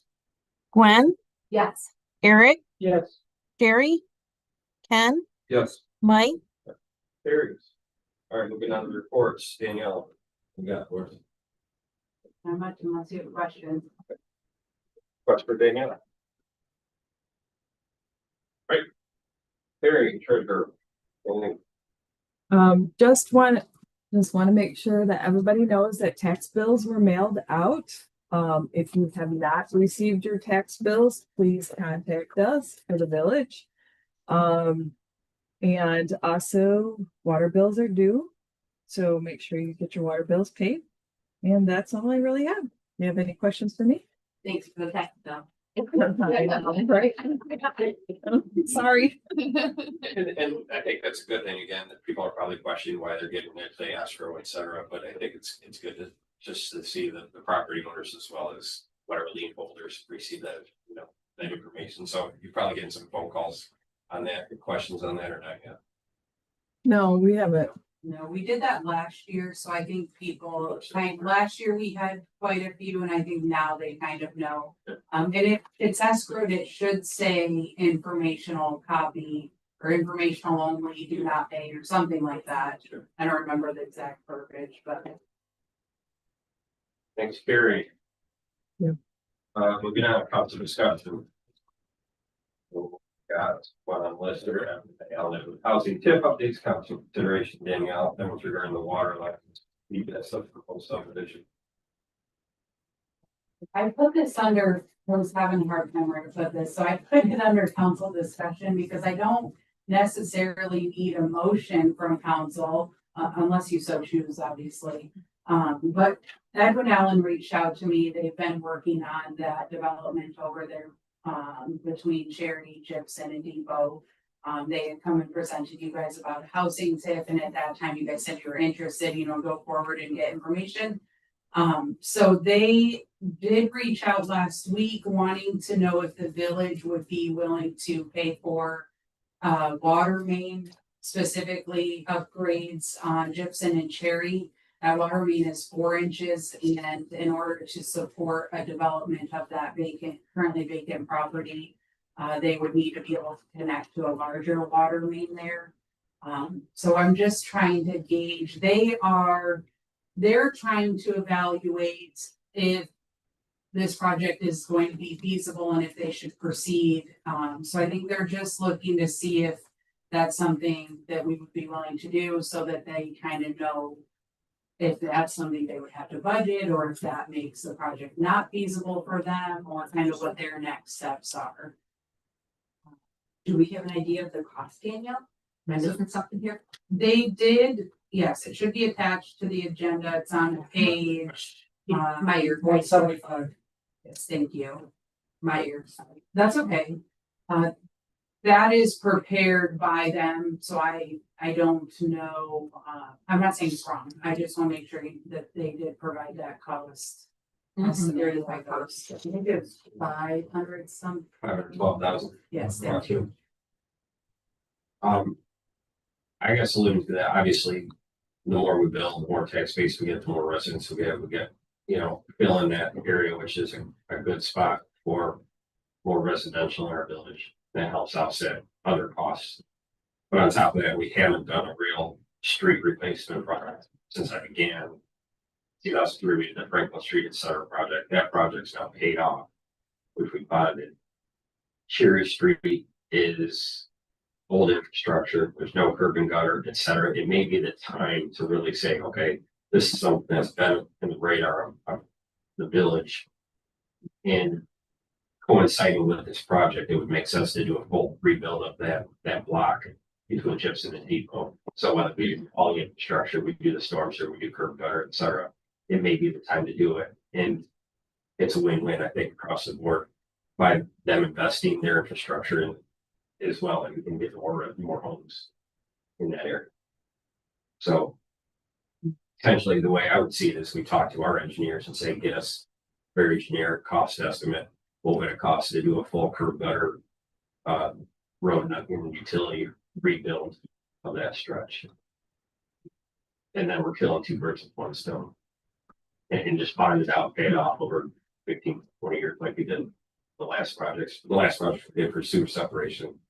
You know, but those streets also need certain streets. So having finally paid that off, maybe we just continue to roll that bonding issue over and we continue to build that stretch. That's the thought, Mike. Is that lead over there? Is that gonna be a line that we have to work on eventually anyway? There is lead over there, yes. Because we know we did the Jeff Street rebuild 95 and 86 whatever, so we can feed it off of that. That's the plan. It's just continuing the maintenance and the upgrades that we need to do anyway. Yeah, we do need to do upgrades, absolutely. And I mean, Eagle won't even let you connect a hydrant to a 4-inch line anymore. That is 4-inch main. And that's been a rule for quite a while now. And if we ever want, and even if Alan Edwin doesn't go there and we want to develop that, we're gonna have to upgrade that infrastructure. I think that we'll have to have a bigger conversation about funding and how we do that and bonding.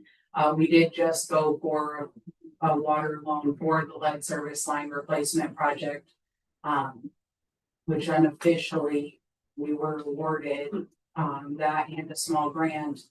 That officially won't be finalized until August, but so we'll have to look at those, and that's where Waterworth will be the tool to help us look at all of that. But I think what I need from you guys is just a general consensus that we are willing to upgrade that infrastructure that's outside of the development and fund it.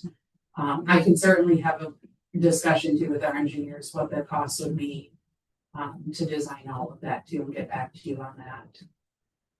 In Wilbur Street as well, I think that's curb gutter, but I believe there's only 2.5-inch hydrant on the corner there. So yeah, these upgrades are needed anyway. When we talked about, can we tap this hydrant? Can we take this hydrant? Or there's the infrastructure there to hold it. Obviously, if we can kill two birds with one stone, let's move forward with it.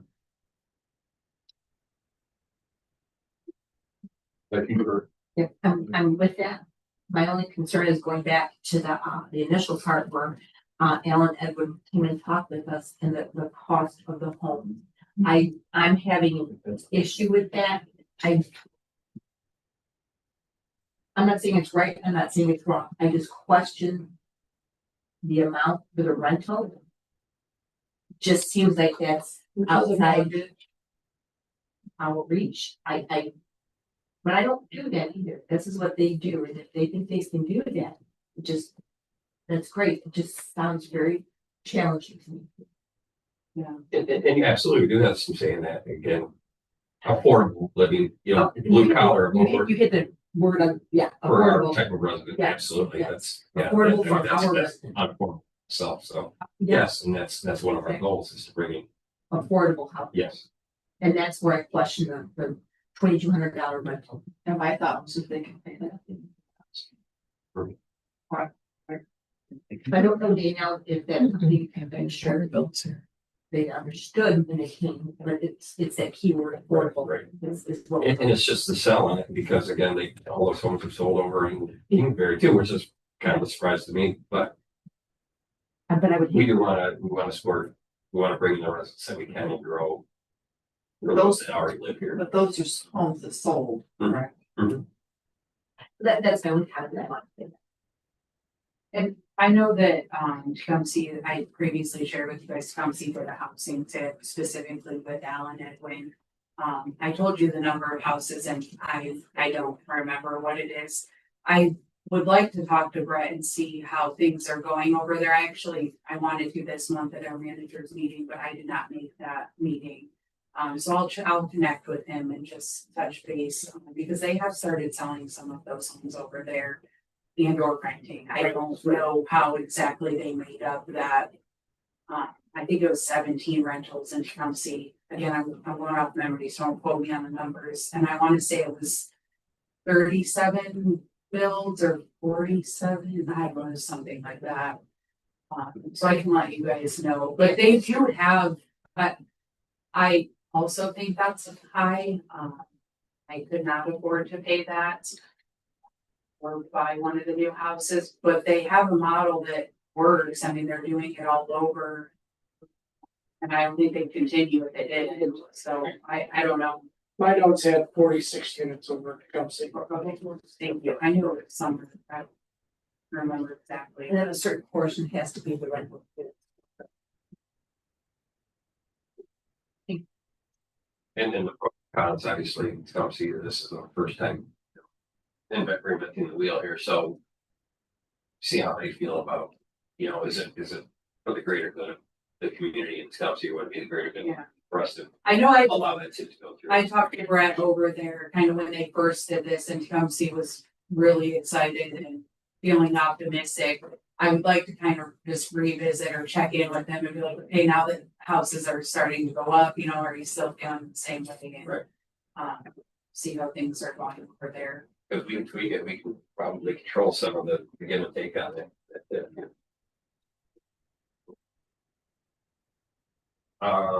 So what do you want? You want a general consensus? Yeah, just generally, if you guys are comfortable with me reporting back to them that we would be willing to pay for that. And obviously, if this proceeds any direction, there's gonna be a lot more conversation, and you guys will have to have some official motions and action, but I just need to let them know we're committed to still moving forward so they know how to proceed with their plans. I'm okay with moving forward, but I'm not okay with accepting the numbers that they have in their estimate. If we're gonna completely rebuild that street, it's obviously gonna be a lot more money than that. Yes, because that is an estimate for the water main. Right, so I'd like to see some of those numbers if possible. I know that's probably gonna be pretty hard to do in the next 14 days, which is when they're looking to have a decision by, so that they can proceed forward potential purchase agreement. Yes. Yeah, I love that. It just, I think your numbers are probably pretty close to being in line, but if we're gonna completely rebuild that whole road, obviously it's gonna be a lot.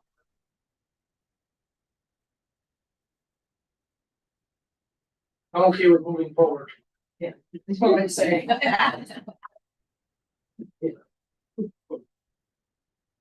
Before we move too far forward, when I have some real numbers attached. Yeah. And an engineer can do it both, whether it's full rebuild versus our numbers, if they're comparable to their, just replace the water line to their. Further council discussion. Here again. Yeah. Here. No. Fine. Yeah. Two things, Danielle, please. Electric sign and see is working, so we must have, Lisa got the parts that is needed or were needed. Good to go there. The other thing is the, situation with the school / tennis courts. I noticed that it continues to be, Dave has that information. I would like Dave to have a deadline. I don't know what that deadline is. Let me talk to him and see, we'll work together with you and me and him. That we should do. That's great. No, okay. No. Real quick, I did attend Adrian's water meeting they had 2 weeks ago, or whatever, just because again, I'm a nerd. Number two, that does kind of coincide with the things that we have. And obviously they're looking at expensive long-term solutions, but their water taste, smell, etc., perceived or real.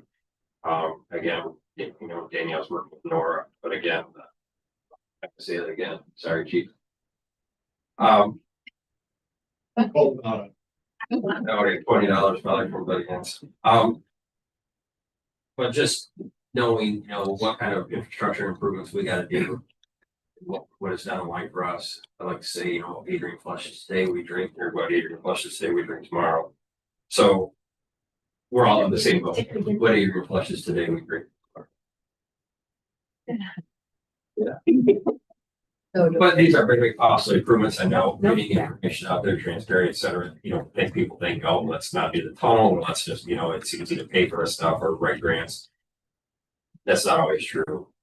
It's very challenging and expensive to do these upgrades, but again, hard on radar, fixing that sludge, the sludge building out there, being most economical, feasible, getting information from the public, the why things cost the way they do. I think that's critical. And that meeting was very good. And the representatives from the state had only good things to say about their contact and connections with their wastewater and water treatment plant staff and Danielle. So kudos to you guys for that. But it was very interesting. It's just a matter of getting information out there for the public to know the hows and whys and what they can do to fix those issues. And it'll continue as they, come up with ideas. That's all I had. But again, we'll move on to public comment. Number 2. No. And to the press, Doug, welcome. Thanks for being here. Good to see your face. Now you don't have to sit through 12 a.m. watch their meeting. I go home and watch it again. Sorry for that. Committee of the whole preview, July 20, 21st, 22nd would be our budget discussion and adoption, well, not adoption, but finalization. Danielle, anything you want to talk about on that one? We will be starting with general fund on Monday and going through every other fund that we can get through except water and sewer. And then Tuesday we'll do water, sewer, and then finish any fund we don't get through on Monday. And then Wednesday will be if needed only. We've not used it the last couple of years, but I like to keep it just in case. But I think we've got a pretty good routine and system with the budget, so we'll do similar to last year. Staff will be here in case you guys have any questions on their capital projects, things like that. I've sent the budget to you guys. I did make a couple changes and sent those revisions out to you. So it should be good to go. Are you able to print those for anybody that? I will have them printed that evening as well. And then I'll put it on the TV like we have in the past, just because then as I make changes in real time, I can update you where we're at fund balance or what's remaining with our capital to spend. If you can print those sooner than that, it would be great for us to pick up. That way we can take notes and et cetera as we have those in front of us. Yeah, I can print them I print them tomorrow. Okay. And anybody can come pick them up. I think those help a lot, save them in here. Yeah. Okay, so that'll be our committee of the whole coming up here. Up next, we do have a request to move into closed session. Pursuant to MCL 15.268, consider the purchase of use of real property, option to purchase or lease their real properties obtained. So we will have discussion on that. But we need a motion to move into closed session. 8:15. Move to go into closed session at 8:15 p.m. pursuant to MCL 15.268 parentheses 1 parentheses D to consider purchase or lease of real property up to the time an option to purchase or lease that real property is obtained. I'll support. Motion Bill second here to go into closed session at 8:15 p.m. Pursuant to MCL 15.2681D, consider the purchase or lease of real property up to the time an option to purchase or lease that real property is obtained. Danielle, are you expecting any sort of motions or anything regarding that discussion at the end of closed session? I am possibly anticipating one motion. But it's really gonna depend on you guys, based off the information I had to share. So, but I do think you'll have one. So, and we will reopen the doors, or we'll get Zoom back going, so you'll be able to watch it on Zoom or YouTube as well. Lisa, we're gonna call a roll on that one. Ken, Yes. Sherry, Yes.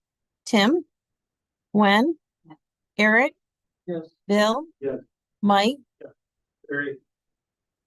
In closed session, thank everybody for being